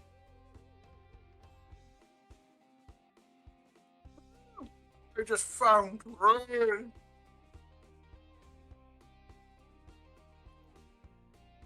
Ooh, you found a space heater.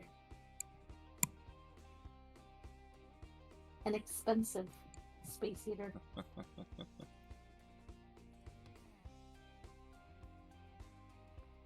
Since we're closer and to the animal and it's dead, are we able to tell what it was?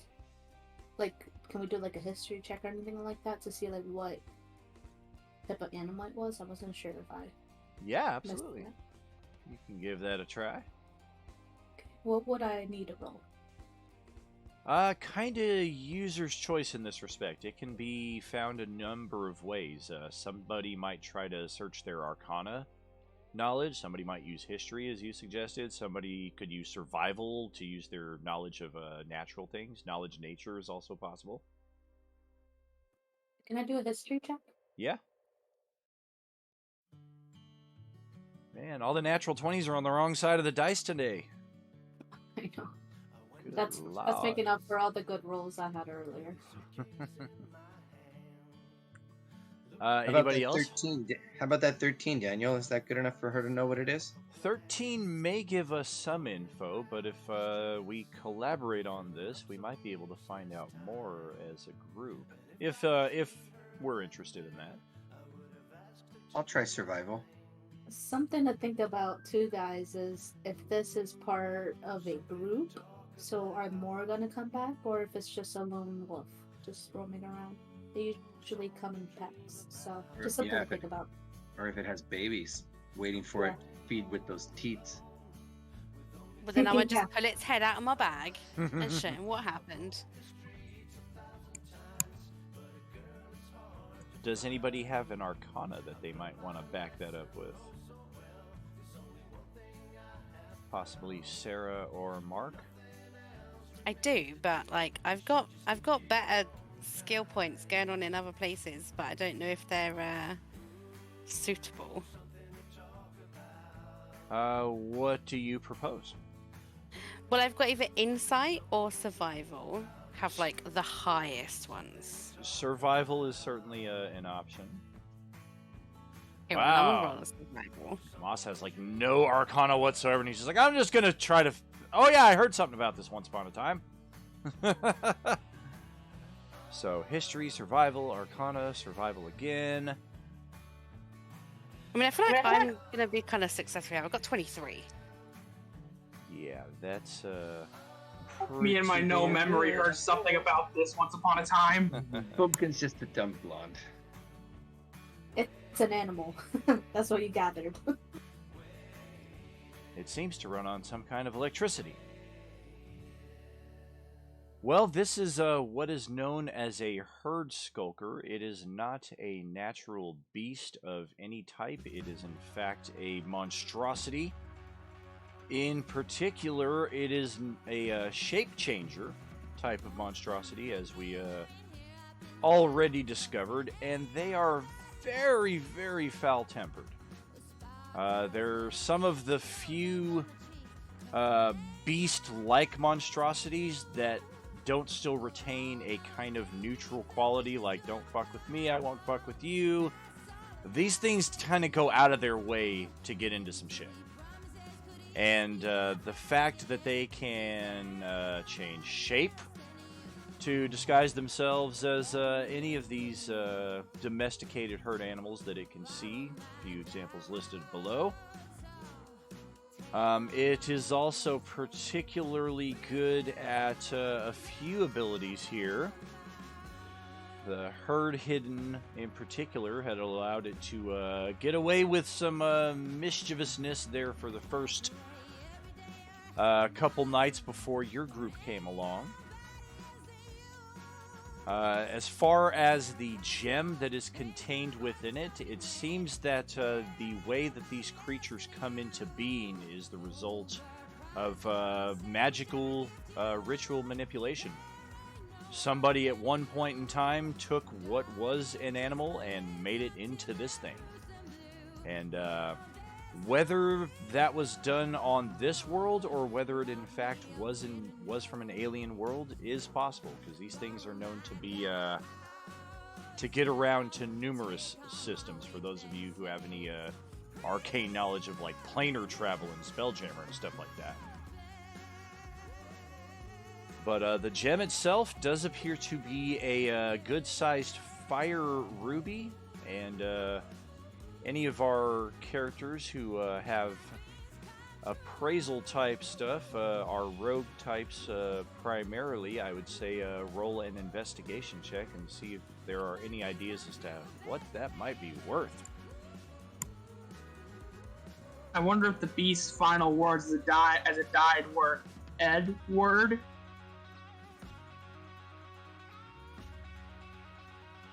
Oh, good. Ooh, a 16. Respectable. Nice job, Amaya. At my tabletop, the only final words for any of my creatures are either or Yeah. Pretty sure nobody got the reference I was going for, but for anyone that did, good on you.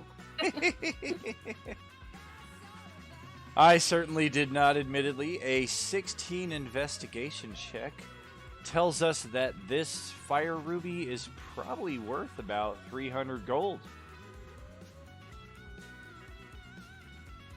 I found it. I keep it. If it has babies, I want to snuggle. If you found it, you keep it, even though you pulled it out in front of all of us. We all Yeah. helped to kill this thing, you know. Yeah, we should sell it and just. I don't think divide that's up how the it works money. in the group, bro. Oh, okay.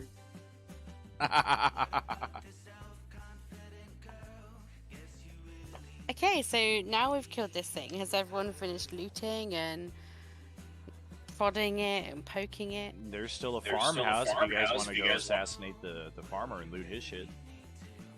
Oh wait, that's No, I G1. I think we'll say thanks and we'll go on our way.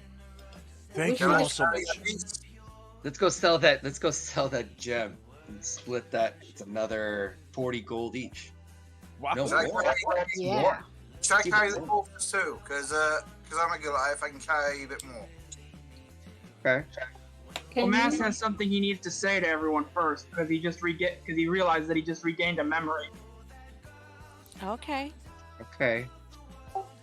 Go on, you robot.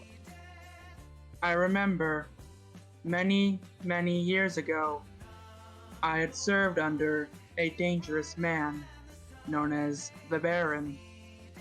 He had taken control of my mind and used me as a tool for his war. A war where he had caused me to slaughter countless tieflings.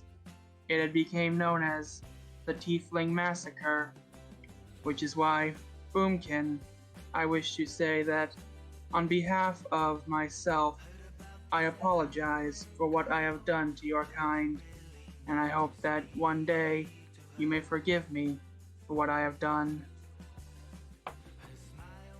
So that's what happened to my family? You went and killed them all? Whoa. I am not sure if it was your family specifically, but it was your kind, definitely. And again, I apologize. What was your Mm. creator's name again? The Baron was not my creator, but I did work under him.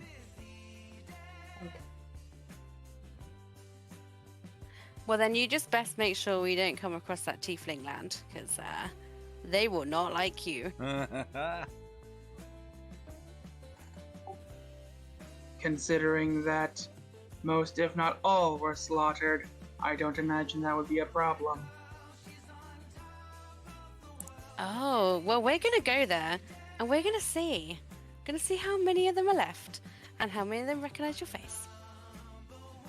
Oh. I take a step back, like, I don't want to be. Oh, look at that! She just walked right past the gate. Holy shit! Yeah, I could actually jump through. None of the rest of you guys could do that. It's Hey, not look at really that! delivery. We do it! We Yeah, figured it yeah. out! Aha! We all did it now. Apparently, the beast was creating some kind of force field around the gates that prevented your access. Now you can all get through. We just Even walk the through. goats. We just bust through the gate like the Kool-Aid Man. Oh yeah!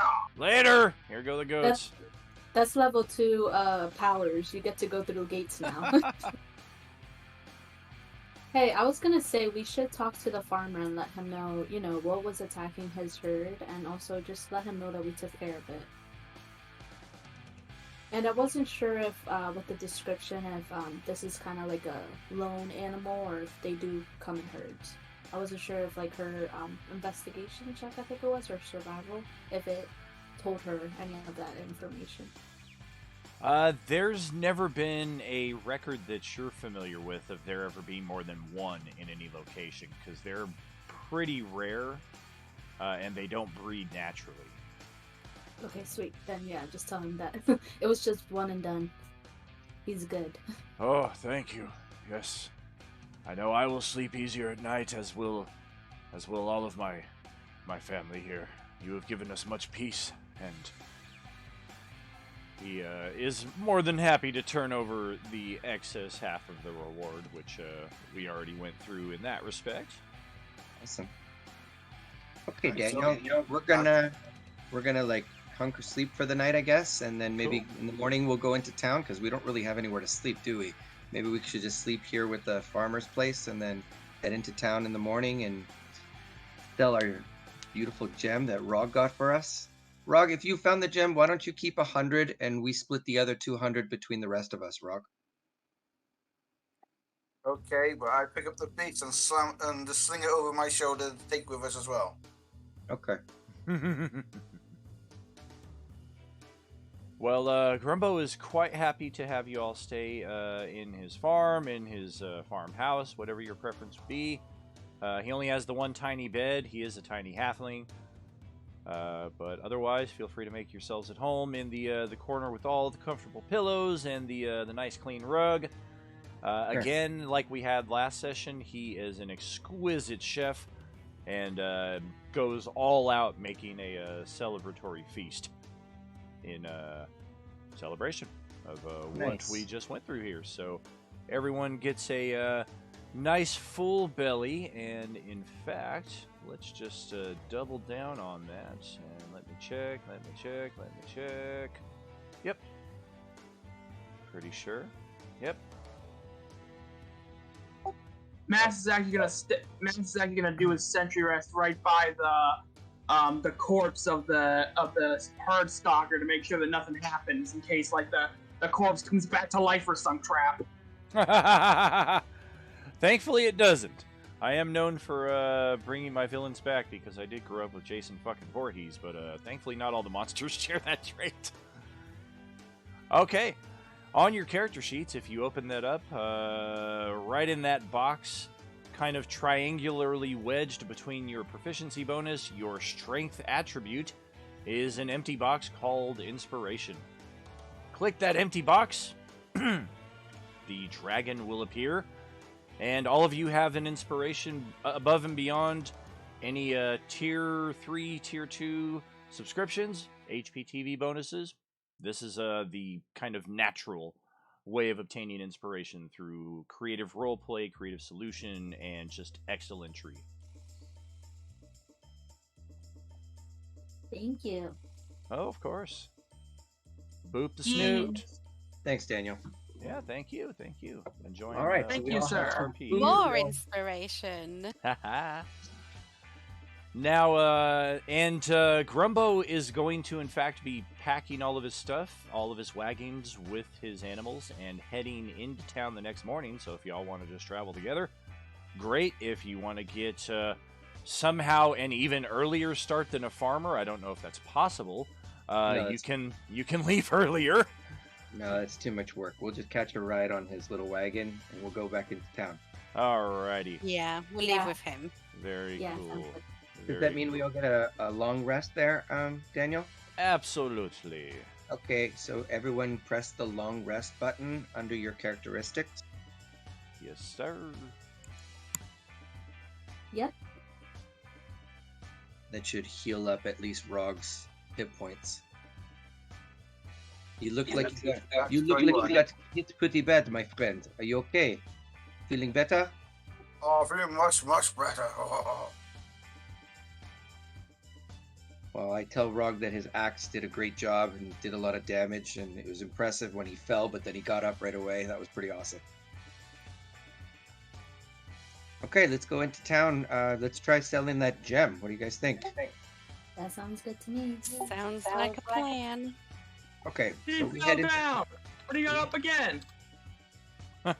Wow, 42. Did I All say right, that Daniel. So number? we head into town, and we're gonna go try selling that gem. Excellent. And don't we also have the carcass too to sell? Yeah, Oh we're yeah, I gonna think some of you try guys grabbed some of the that. carcass. Yeah. Yeah, I think Rog had it. Yeah, Okay, so so- over the back I did. All right, so Rog's got it all. Anybody have any good charisma or persuasion to get us a better price than 300 on the gem? I do. I think Okay. I do. You do the talking then. All right, prepare to watch my inner monologue. I could help you with that. I could aid you. Was the I do? Was that Daniel? Yeah. Oh, fuck. I thought that was someone else. Okay, I have pretty good persuasion. I'll try and get us a good price for the gem. Here, Mass will try helping out too. Okay, so two of us. I got imitation. I can Oh God. make him angry. I get angry at him. Okay, We're let's gonna- just not take curiosities. We're gonna on try over there. this using the actual help action here.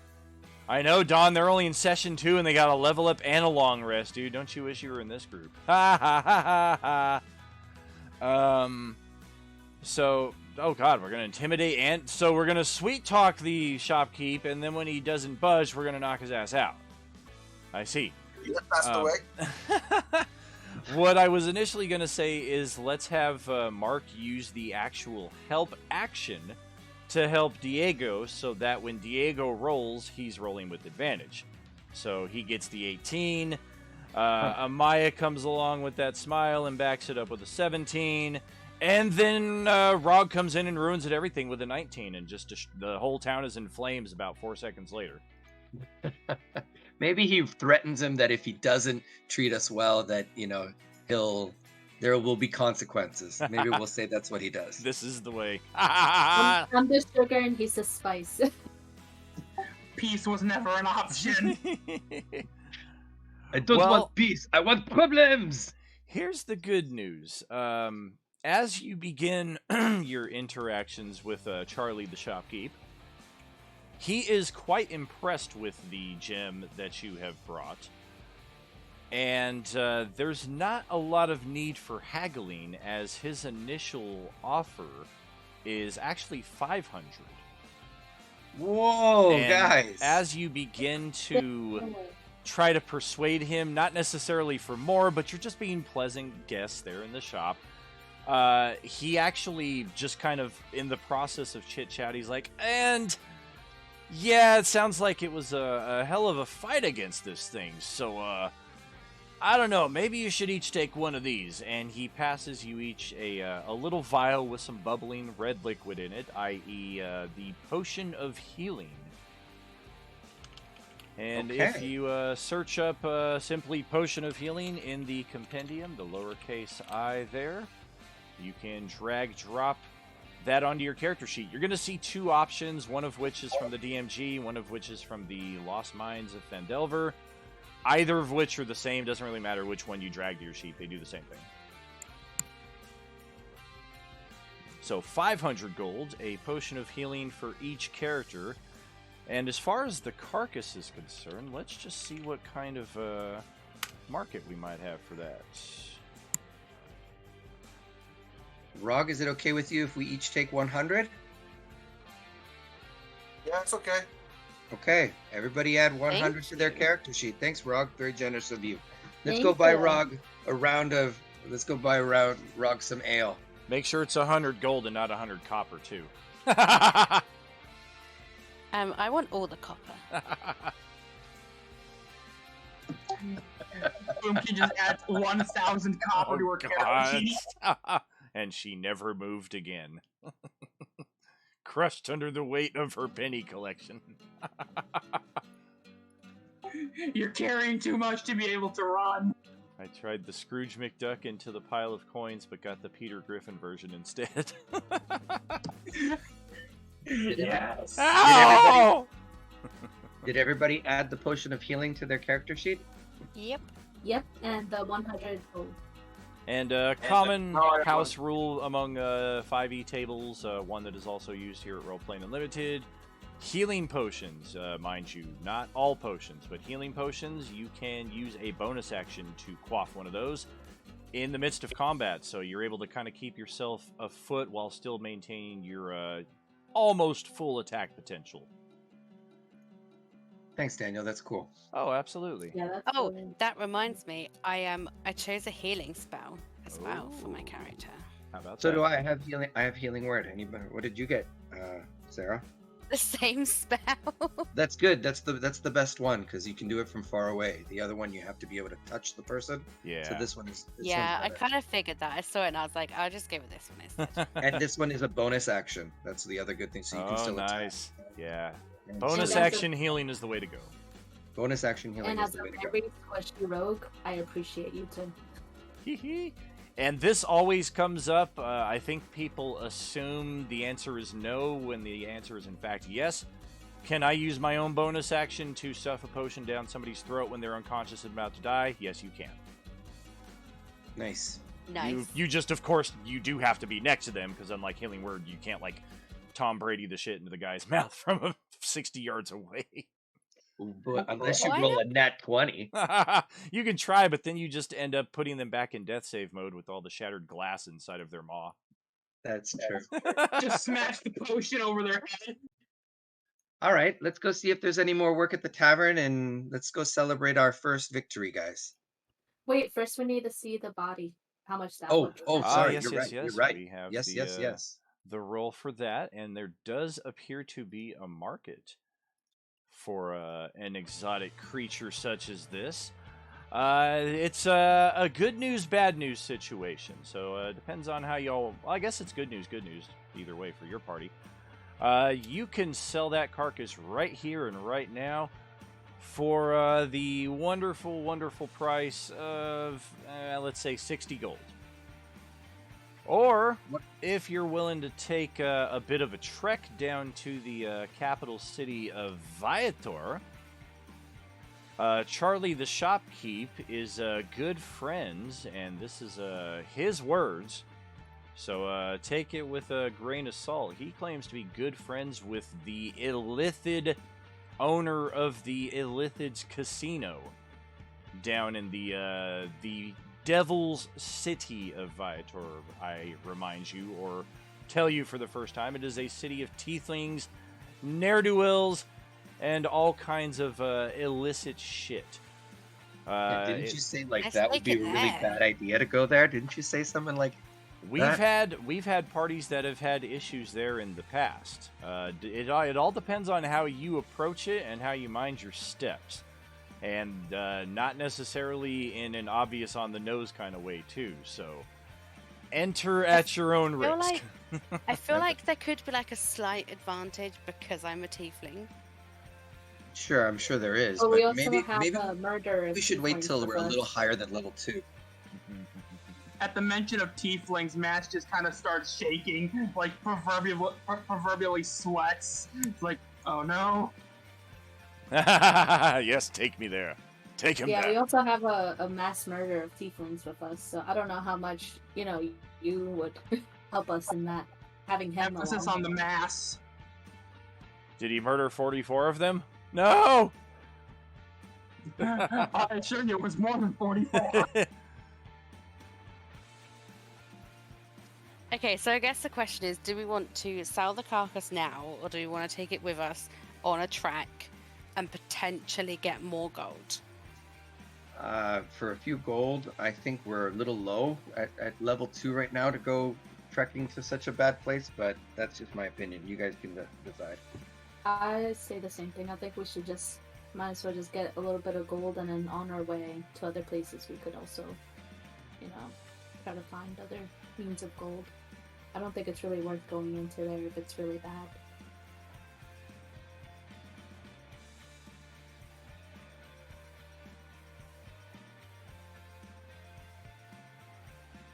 So we settle for the 60 here, and then head back to our starting tavern in the hopes of finding new work. And in Jenny's case, you're likely to see a field of pitch black. So go ahead, drag your token out to anywhere here. This will bring you back to our home base, basically, where we all first met, where we had our first drinks together, and where unfortunately a couple of our friends here are no longer with us. So we're gonna say goodbye to them. But Connie is in fact here, and this is just kind of where she's chilling and hanging out. Waiting for y'all. She will definitely rejoin us when real life opens up that window again.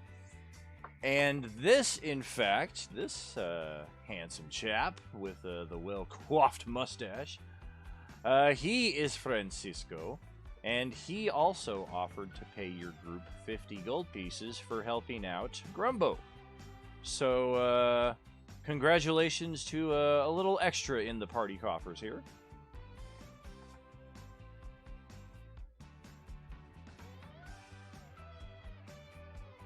So that's like another 10. Looks like, yeah, another 10 GP for each of you. It was 60, right? So that would be 12 each.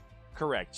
12 for the carcass, and then Francisco here also paid your group another 50 just now. Oh shit! So 22 each more. Yeah, Francisco was the one who put you on the help my buddy Grumbo out anyway. So it does appear that associate / competitor that he may be, there is a bit of honor among the two of them, where he didn't seem to have a hand in unleashing this creature on poor Grumbo and his animals, and he just seems to kind of want some honest competition, and he was willing to pay good money for it. So, all right. I just need like 1 second because my Roll20 decided to just crash on me. Oh gosh. Well, all right. Take your time. And while you do that, The potion of healing in for me, please. It's not working for me. oh, it's not. Let me get you, buddy. Let's see.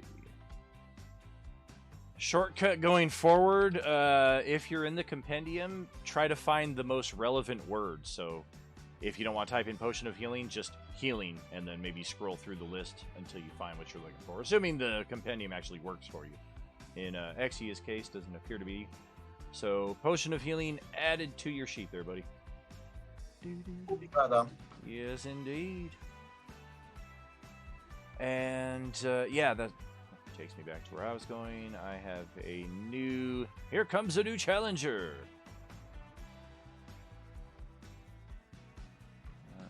Okay, Adventure 1 is concluded. Let's get Adventure 2 underway for a party of second level characters. Nice. Except for Sarah, she's stuck at 1. Uh-oh. I'm stuck at what? You're stuck at level 1? You didn't get your level up? Yeah, I'm level 2. Not that Sarah, the other Sarah. The other Tiefling. Sarah. Oh, Connie. That's it. I can't remember her name, man. Sarah number 2. It was like, there's only one of me. Protect the squishy. I want I to think we find can a, handle 2 of me. see if I can find a good lady dwarf token here for our purposes.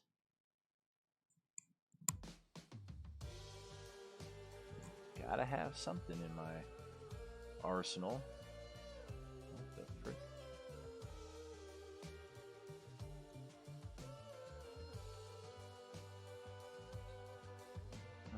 Make me all blind with your civil rights. You demand that I euthanize your name. Walk ahead.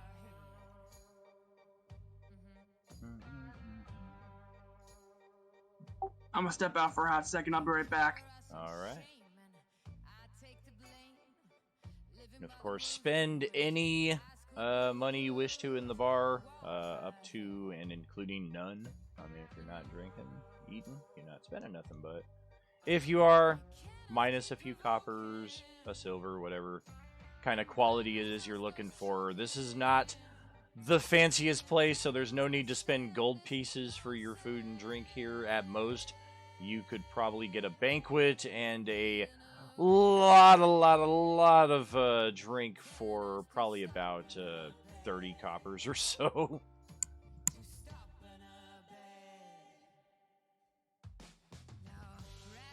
I'd like to buy them a good round of drinks. Very cool. 5 of them. We can say, I think we were doing a copper a drink last time around here, so just a handful of pennies there to get everybody a little tipsy. As a smiling dwarven merchant enters the room. You have to do your Arnold voice, though. For the lady... Oh! I see why.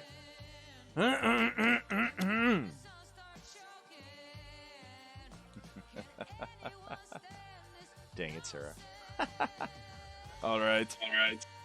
So this cute dwarven lady, she enters the bar, and she looks around at your group, and her first stop as well. She's going to head over here to the bar,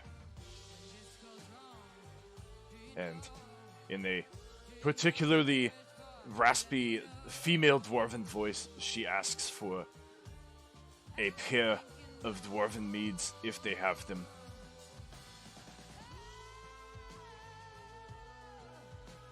And while she gets her drinks, what about the rest of you? What are you doing? I introduced myself to her.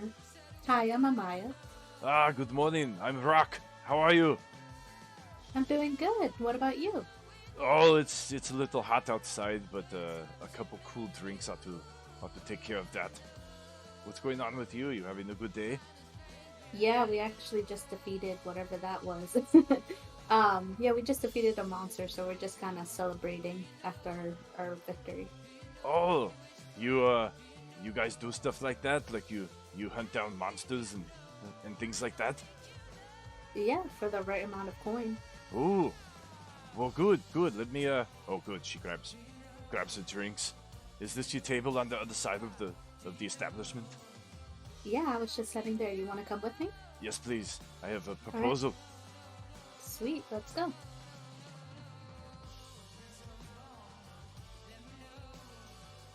Is that where everybody's at, or was it further down? Well, I'm gonna make my way up to the table that everyone's kind of going to. There you go. Oh, good. There's more of you. I like this. Oh, wow. This big guy's with you, too. Oh, this is fantastic. How come the guy with the hat doesn't get the seat? And who's this guy over here who doesn't belong at the table? He's from the last adventure. Get out of here. All right, I'll go. Nobody likes me anymore. Just gave you all 50 gold, whatever. You're gonna take my 50 gold and leave, are you? Take the money and run. So there is a chair for Cyrano if he prefers, or he can kind of stand guard behind Rog and be his meat shield, because Lord knows Rog needs one. Yes, getting back to what I was talking about. I have a job that needs perhaps people of your particular talents. Guards, caravan guards, to be particular. Skilled in steel as well as spell. What's good as a sword against sorcery. But I demand the very best. This is very important work, and I will offer each of you. What is this? 5, 3, 6 of you? Okay. Carry the 3. Okay, I can do that. I will pay each of you 300 gold pieces if you will protect my caravan along its journey to the city of Onist. It's going to be a few days' journey, and it's hot, and it's miserable, and there's not a lot of places to stop for good food and beverage like you might find here. So you got to take that into account. But this is stuff that you do in your line of work, you know. Well, you mentioned this is really important work. I don't know about the price. Do you think you could pay a little bit more? It seems like a very important task, and I would hate for, it to be not as valued as such. Oh. You can certainly try a persuasion check.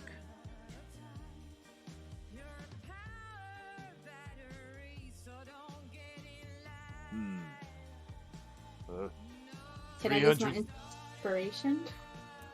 If you wish. Okay. All right. You talk a good game. There, half elf. Okay. Let's bump it up to say an even 400 for each of you. What does everybody think? I mean, 400 sounds okay. It seems like a lot of travel and a lot of work for a decent-ish amount of gold.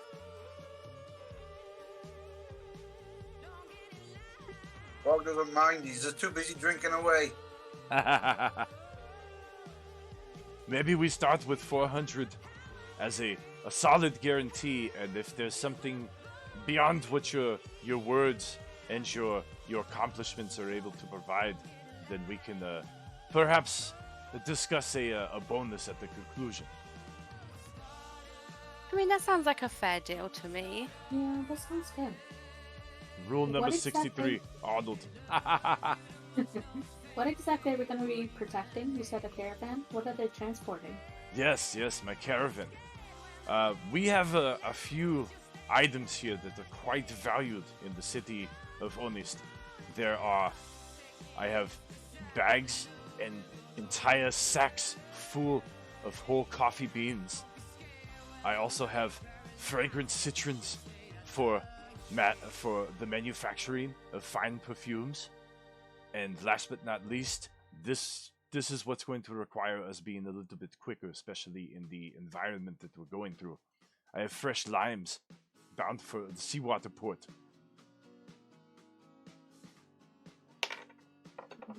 Oh, so it's very valuable cargo. Yeah, Oh, we yes. can certainly protect that for you. Yes, we might, if in the event that bandits try to accost the caravan. Of course, we are reliant on you as honorable guards to protect us, protect our cargo, and perhaps just as importantly, to keep all 10 of my camels from escaping. If the camels escape, the caravan cannot move.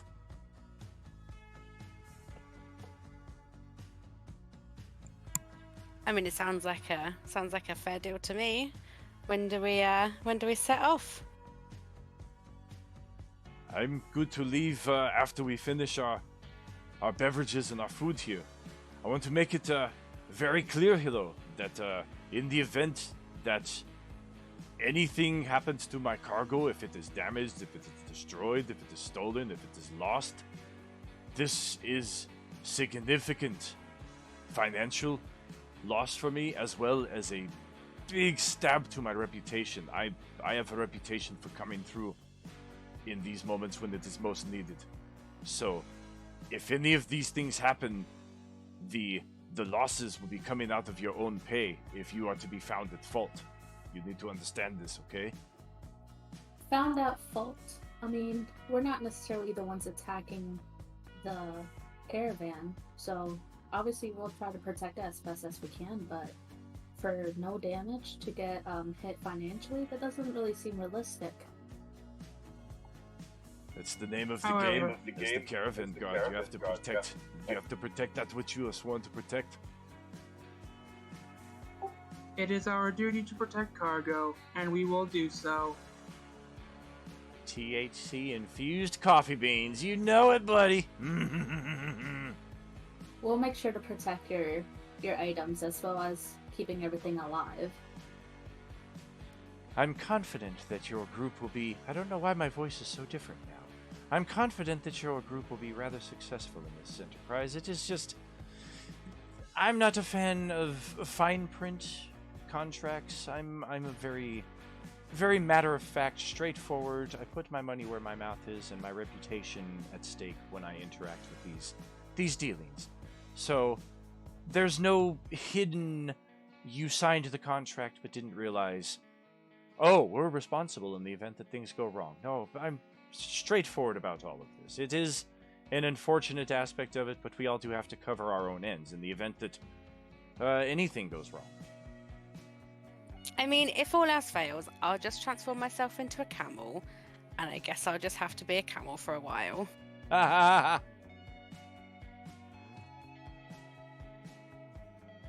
Yeah, I'm okay with this. Is everybody else okay with it? I say let's roll. Let's go. Can we go to market first, see if we can get some new weapons and armor? Yes.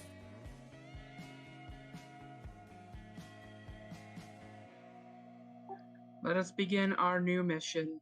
Protect cargo and camels. Who is Elaria here? What am I missing? So I'm a bit confused as well.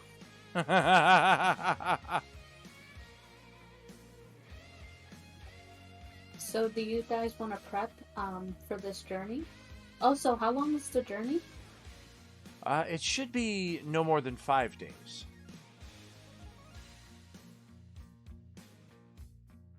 Is it okay if we, prep before we leave, just to make sure that all our armor and weapons are in shape for this protection project? Oh, I insist. Okay, who wants to come with me? Do we know where the trader is? Oh, definitely. It's a small enough town. Then let's go find the trader. Alrighty.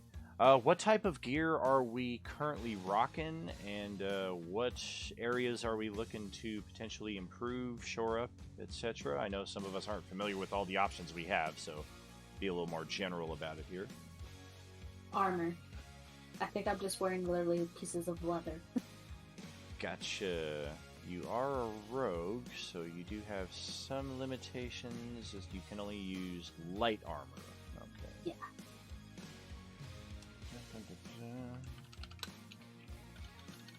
And then if there's any, I don't know how far off, depending on my level, but maybe a little bit more heavy damage doing longbow, or should I say crossbow, something like that. Gotcha. Anyone else? Yeah, I'm looking for more armor and perhaps a new, stronger great axe. Gotcha. Barbarians do suffer a little bit if they wear armor. They don't get that bonus, their unarmored bonus, but sometimes it's worth the trade-off. I'm just gonna look for maybe some items to just maybe use cleverly to mess with people, set traps, or maybe some ball bearings or something just to mess with people. I don't know. Maybe extra arms? What? Maybe buy some extra arms to go for yourself. More arms for mass. No more female Arnold. The extra arms will come when I get to level 3, I assure you. Be patient. Okay, so I think I want some armor and some better damage doing stuff. Like weapons. And how much coin do we have to work with here? This might be a... Oh, okay, so we'll check you next time there, buddy. I know we got a nice chunk here, but we might still be a fair amount shy, at least for any magical gear or anything significantly upgrade-worthy.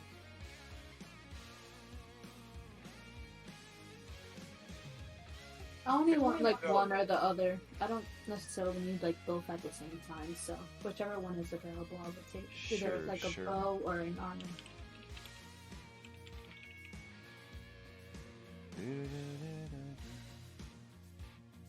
Oh, that's nice. They don't include the costs in the Roll20, so I do, in fact, need my book.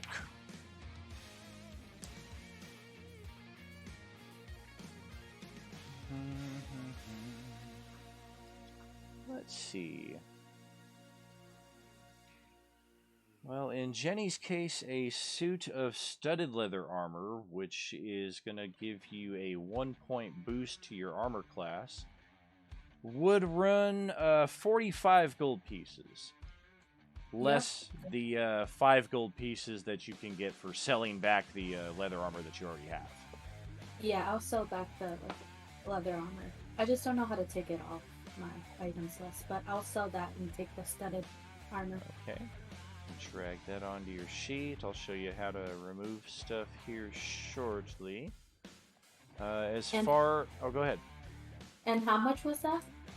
It'll be a net of 40.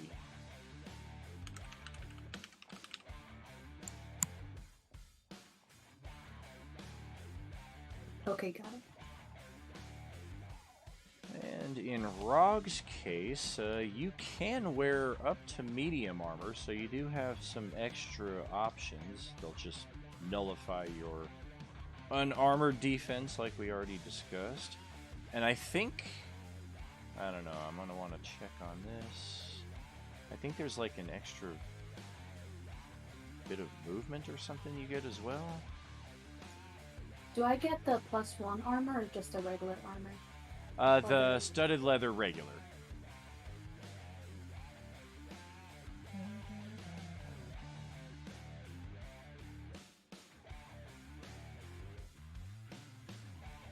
Oh, maybe the barbarian movement comes along later on, because I feel like they get, like, heightened movement, and that might be something that you will not get if you're wearing armor, so take that into account. Let's just see if I can find that. Doo-doo.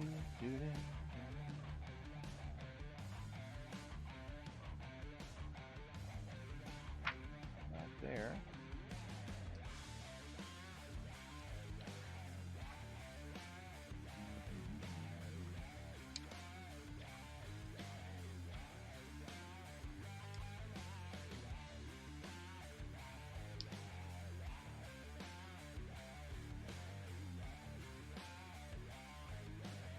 There it is. Okay. At level 5, your speed increases by 10 feet if you're not wearing heavy armor. So you are still good for any of these upgrades, just losing what we had already discussed. Let's see, as far as cost, though, some of these might get a little spendy. Yeah, breastplate is going to run you 400 gold. I don't know if that's within your budget. No, that's not in my budget. All right. So the next step down would be scale mail, which technically gives you the same armor class bonus as a breastplate. You just have disadvantage on your stealth rolls when you're trying to be sneaky. So, but it's the difference between 400 gold or 50 gold. So if you want to get a suit of scale mail, your armor class will get a nice little bump there, and it'll only cost you 50 gold. Yeah, I go for that, Dan. Okay, so let me get your character sheet ready here.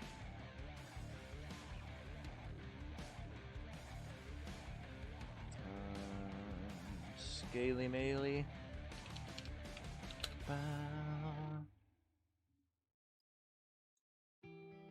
Okay, so yeah, your armor class just jumped right up to 15 from 12, so it costs you 50 gold pieces to get an extra 3 points of AC there, because, yeah, your con and dexterity are not doing you a lot of bonuses armor class-wise. And then Sarah is likewise looking for armor.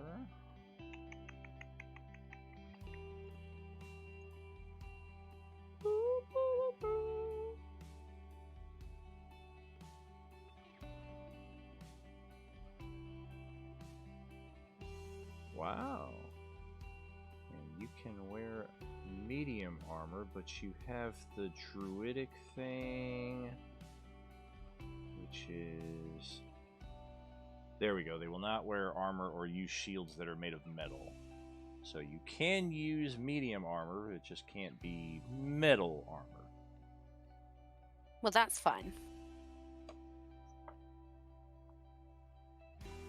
Well, I was thinking it was probably going to be leather armor anyway. Gotcha. Gonna go Catwoman style. Clearly.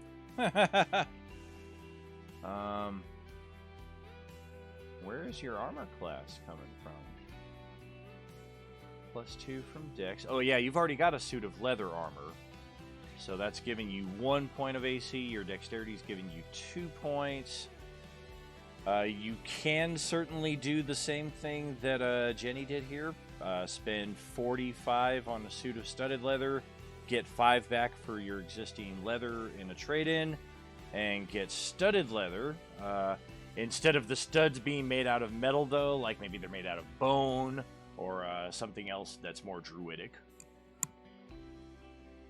Okay, what difference would that make to my my thing? Your armor class would jump up from 13 to 14. Oh, well, that doesn't really seem worth it for 1 point. It's not a lot. Armor class is kind of hard in 5e. Like, having something like a 16, 17 is pretty respectable. Getting, like, 18 and above is requires a lot of dedication and possibly even taking your character down different classes so that they can get access to other abilities and what have you. I will keep my my current armor set, thanks. Alrighty. And then what was Mass looking for? Just some, like, maybe some ball bearings or some general items that you could use to mess with opponents and stuff.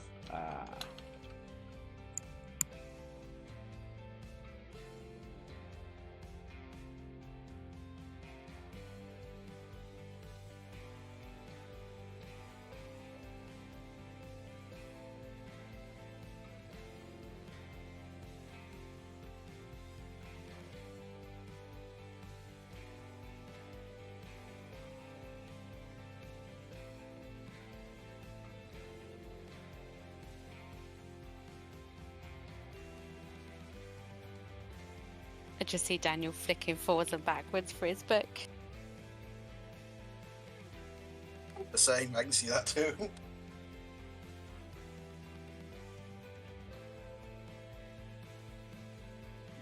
I can kind of see it, and then I'm also seeing ads.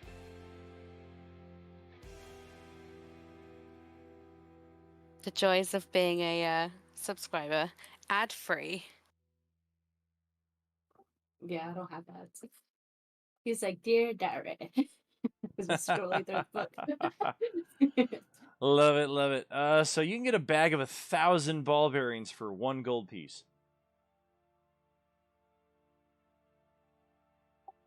In that case, I'll go ahead and spend 5 gold pieces. Good God. We thought Sarah Stay was with making a lot of clinky jinglies with all of her copper coins. Meanwhile, here's Mr. I got all the marbles with me. Is that not going to be like stupid heavy though? They do have some weight to them. I don't I'm a think it's robot, though. I don't Like, think yeah, it's but I'm too just- horrible, though.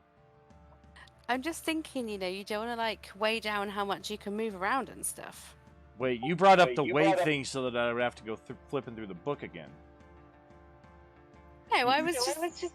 I thought you would have had the weight of it there.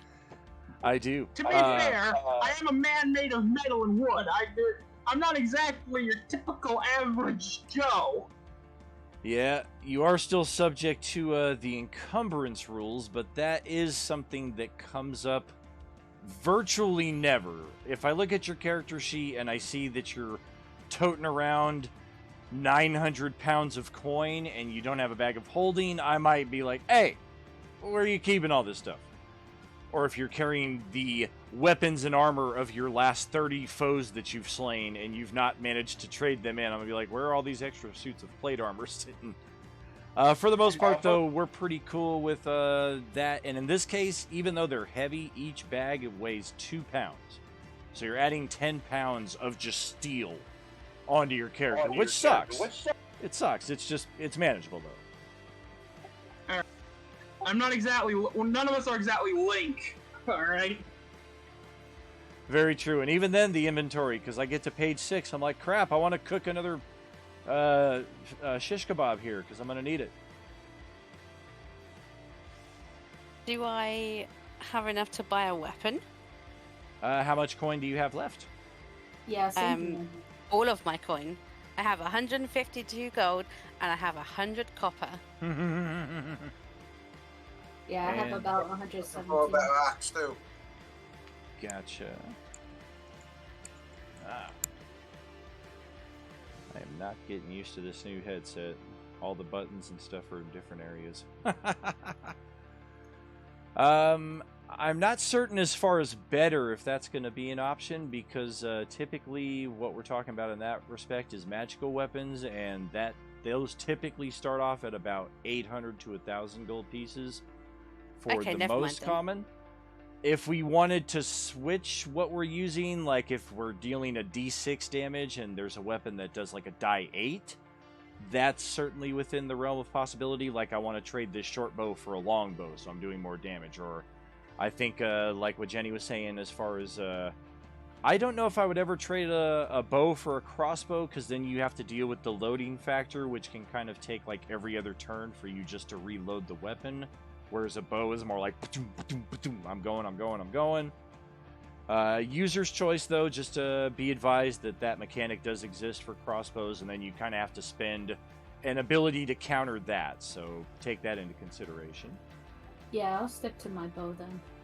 I was don't know. hoping more of like a +1 or something like that, but if it's more, or like a magical one, but that's way too much. Yeah, for sure.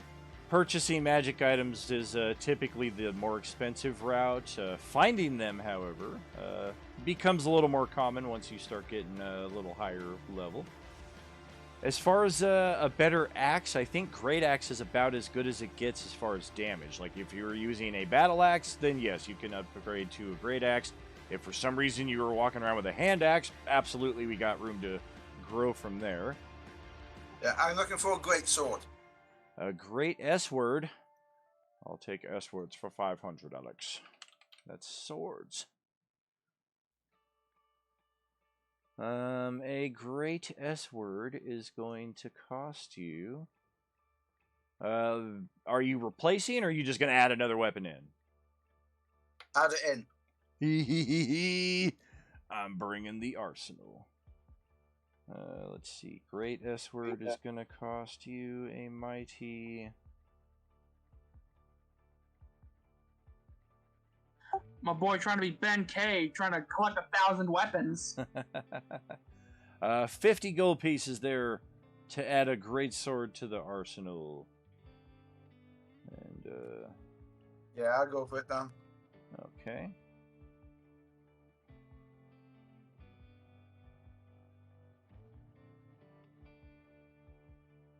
Oh, yeah, I see. Yeah, Great Axe does a die 12. Great Sword does 2 die 6, so that's pretty cool. And then I think I gotta drag that onto your sheet, so 1 second for that.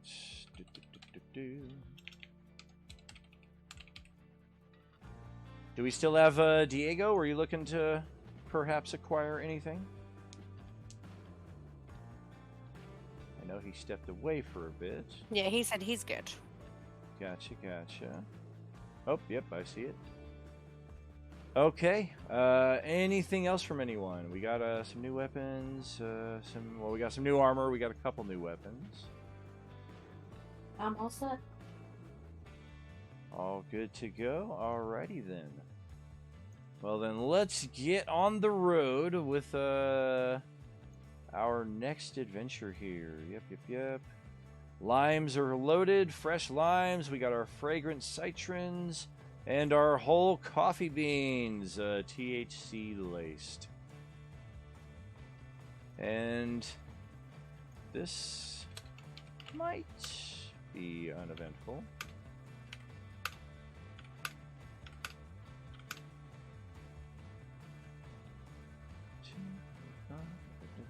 Okay. Our first 2 days of travel go by uneventfully. It is a rather short trek, or rather easy trek, I should say. We are making good way across the desert here, going back to the regional map. And in fact, the city that we are heading to, we probably should have checked this before we accepted the adventure. We're heading right down here where we didn't want to go. Oh, I'm just kidding. We are, in fact, actually heading in the complete opposite direction. Northeast towards here. And on the third morning, as we are getting our armor back on, getting our gear stowed, we're just finishing up with all of that. There is a cloud that suddenly appears over your campsite. And it's not usually a good sign when a cloud just appears. And good God, this is a long listing, so let's try to narrow that down.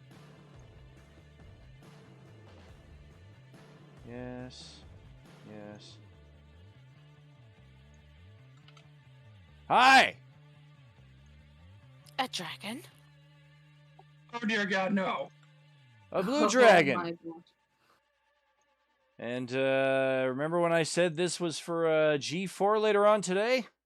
I lied. You lied. I lied. Yeah.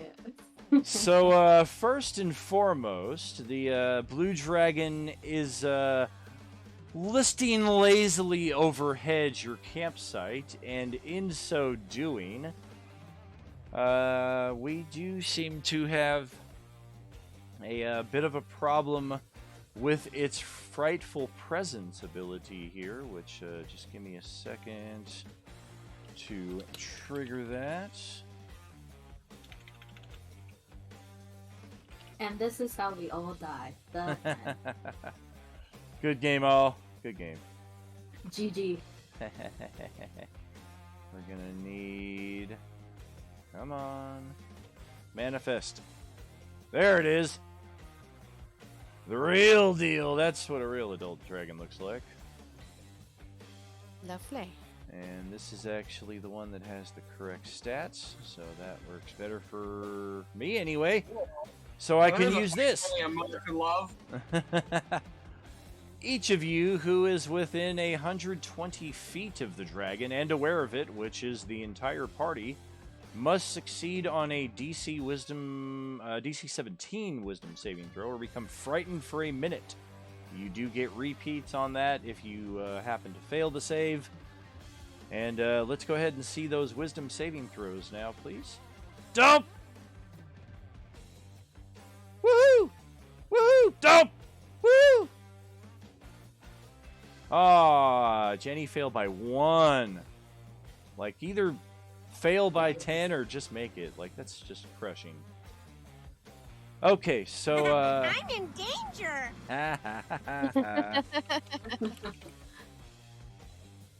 Conditions, frightened. It is a common condition, so... the first side of it is the suckier part, because I don't see how the second half would even be possible, considering how it's flying overhead, so unless one of you can just walk vertically up into the ether, and moving closer is not an option, but having disadvantage on everything while it's still within line of sight, not cool, dude, not cool. Perhaps equally not cool.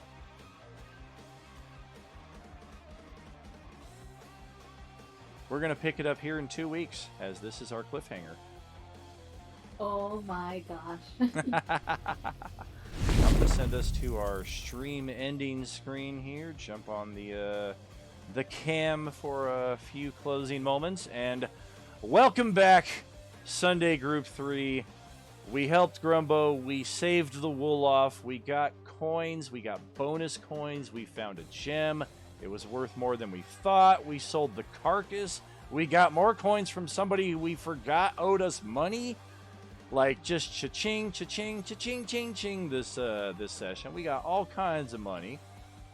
And now we got a blue dragon to deal with, as we're just here to protect some camels. We didn't think the blue dragon was going to come for the camels, but apparently that's what's going on. So... great job today, y'all, and I had a lot of fun and can't wait to see y'all back in 2 weeks, perhaps sooner, depending on which table claiming you have going on, subscription status, and what have you.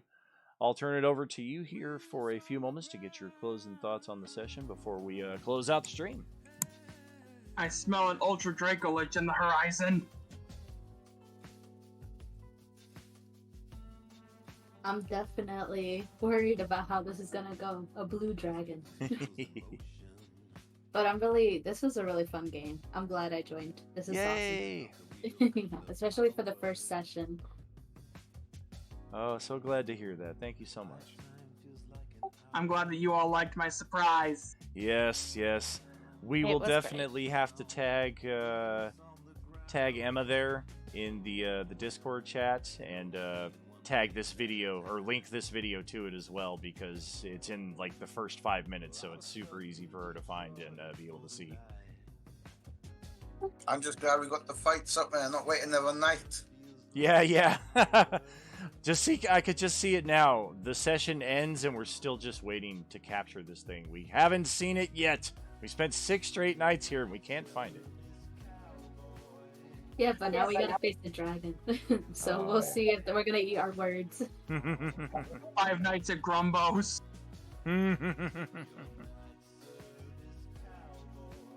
Thank you all so much, friends. This is highly therapeutic, highly healing, and very stabilizing for yours truly. I hope I can provide a modicum of that to each of you anytime we have the honor of meeting up together at the table. Lots of these tables going on and lots of seats to be had, friends. Monday night, I got the existing Monday night table going on tomorrow, and we got a few open seats for that. I think I still have one open seat for G4, or is it full? I'm not entirely positive, so don't quote me. But Wednesday night, I've got Wednesday open table as well, and Tuesday this week, J-Man is back with Against the Serpents, and yours truly is playing on the player side of the table for the first time in, 20 years or something like that. So that's been a blast to be a part of, and he is seeking new players for this set table. So if any of you are looking for a stable campaign that you don't have to sub to Roleplaying Unlimited to get your seat claim guaranteed, and you don't want to have to deal with seat claiming in the first place, Justin's got the next 2 months plus on bi-weekly Tuesdays if you're looking for a session there, and I can't recommend it highly enough. I am having a lot of fun with it. I will catch you all next time. Remember, I come from downtown, born and ready for you, armed with skill and its frustration, and grace too. See you, friends.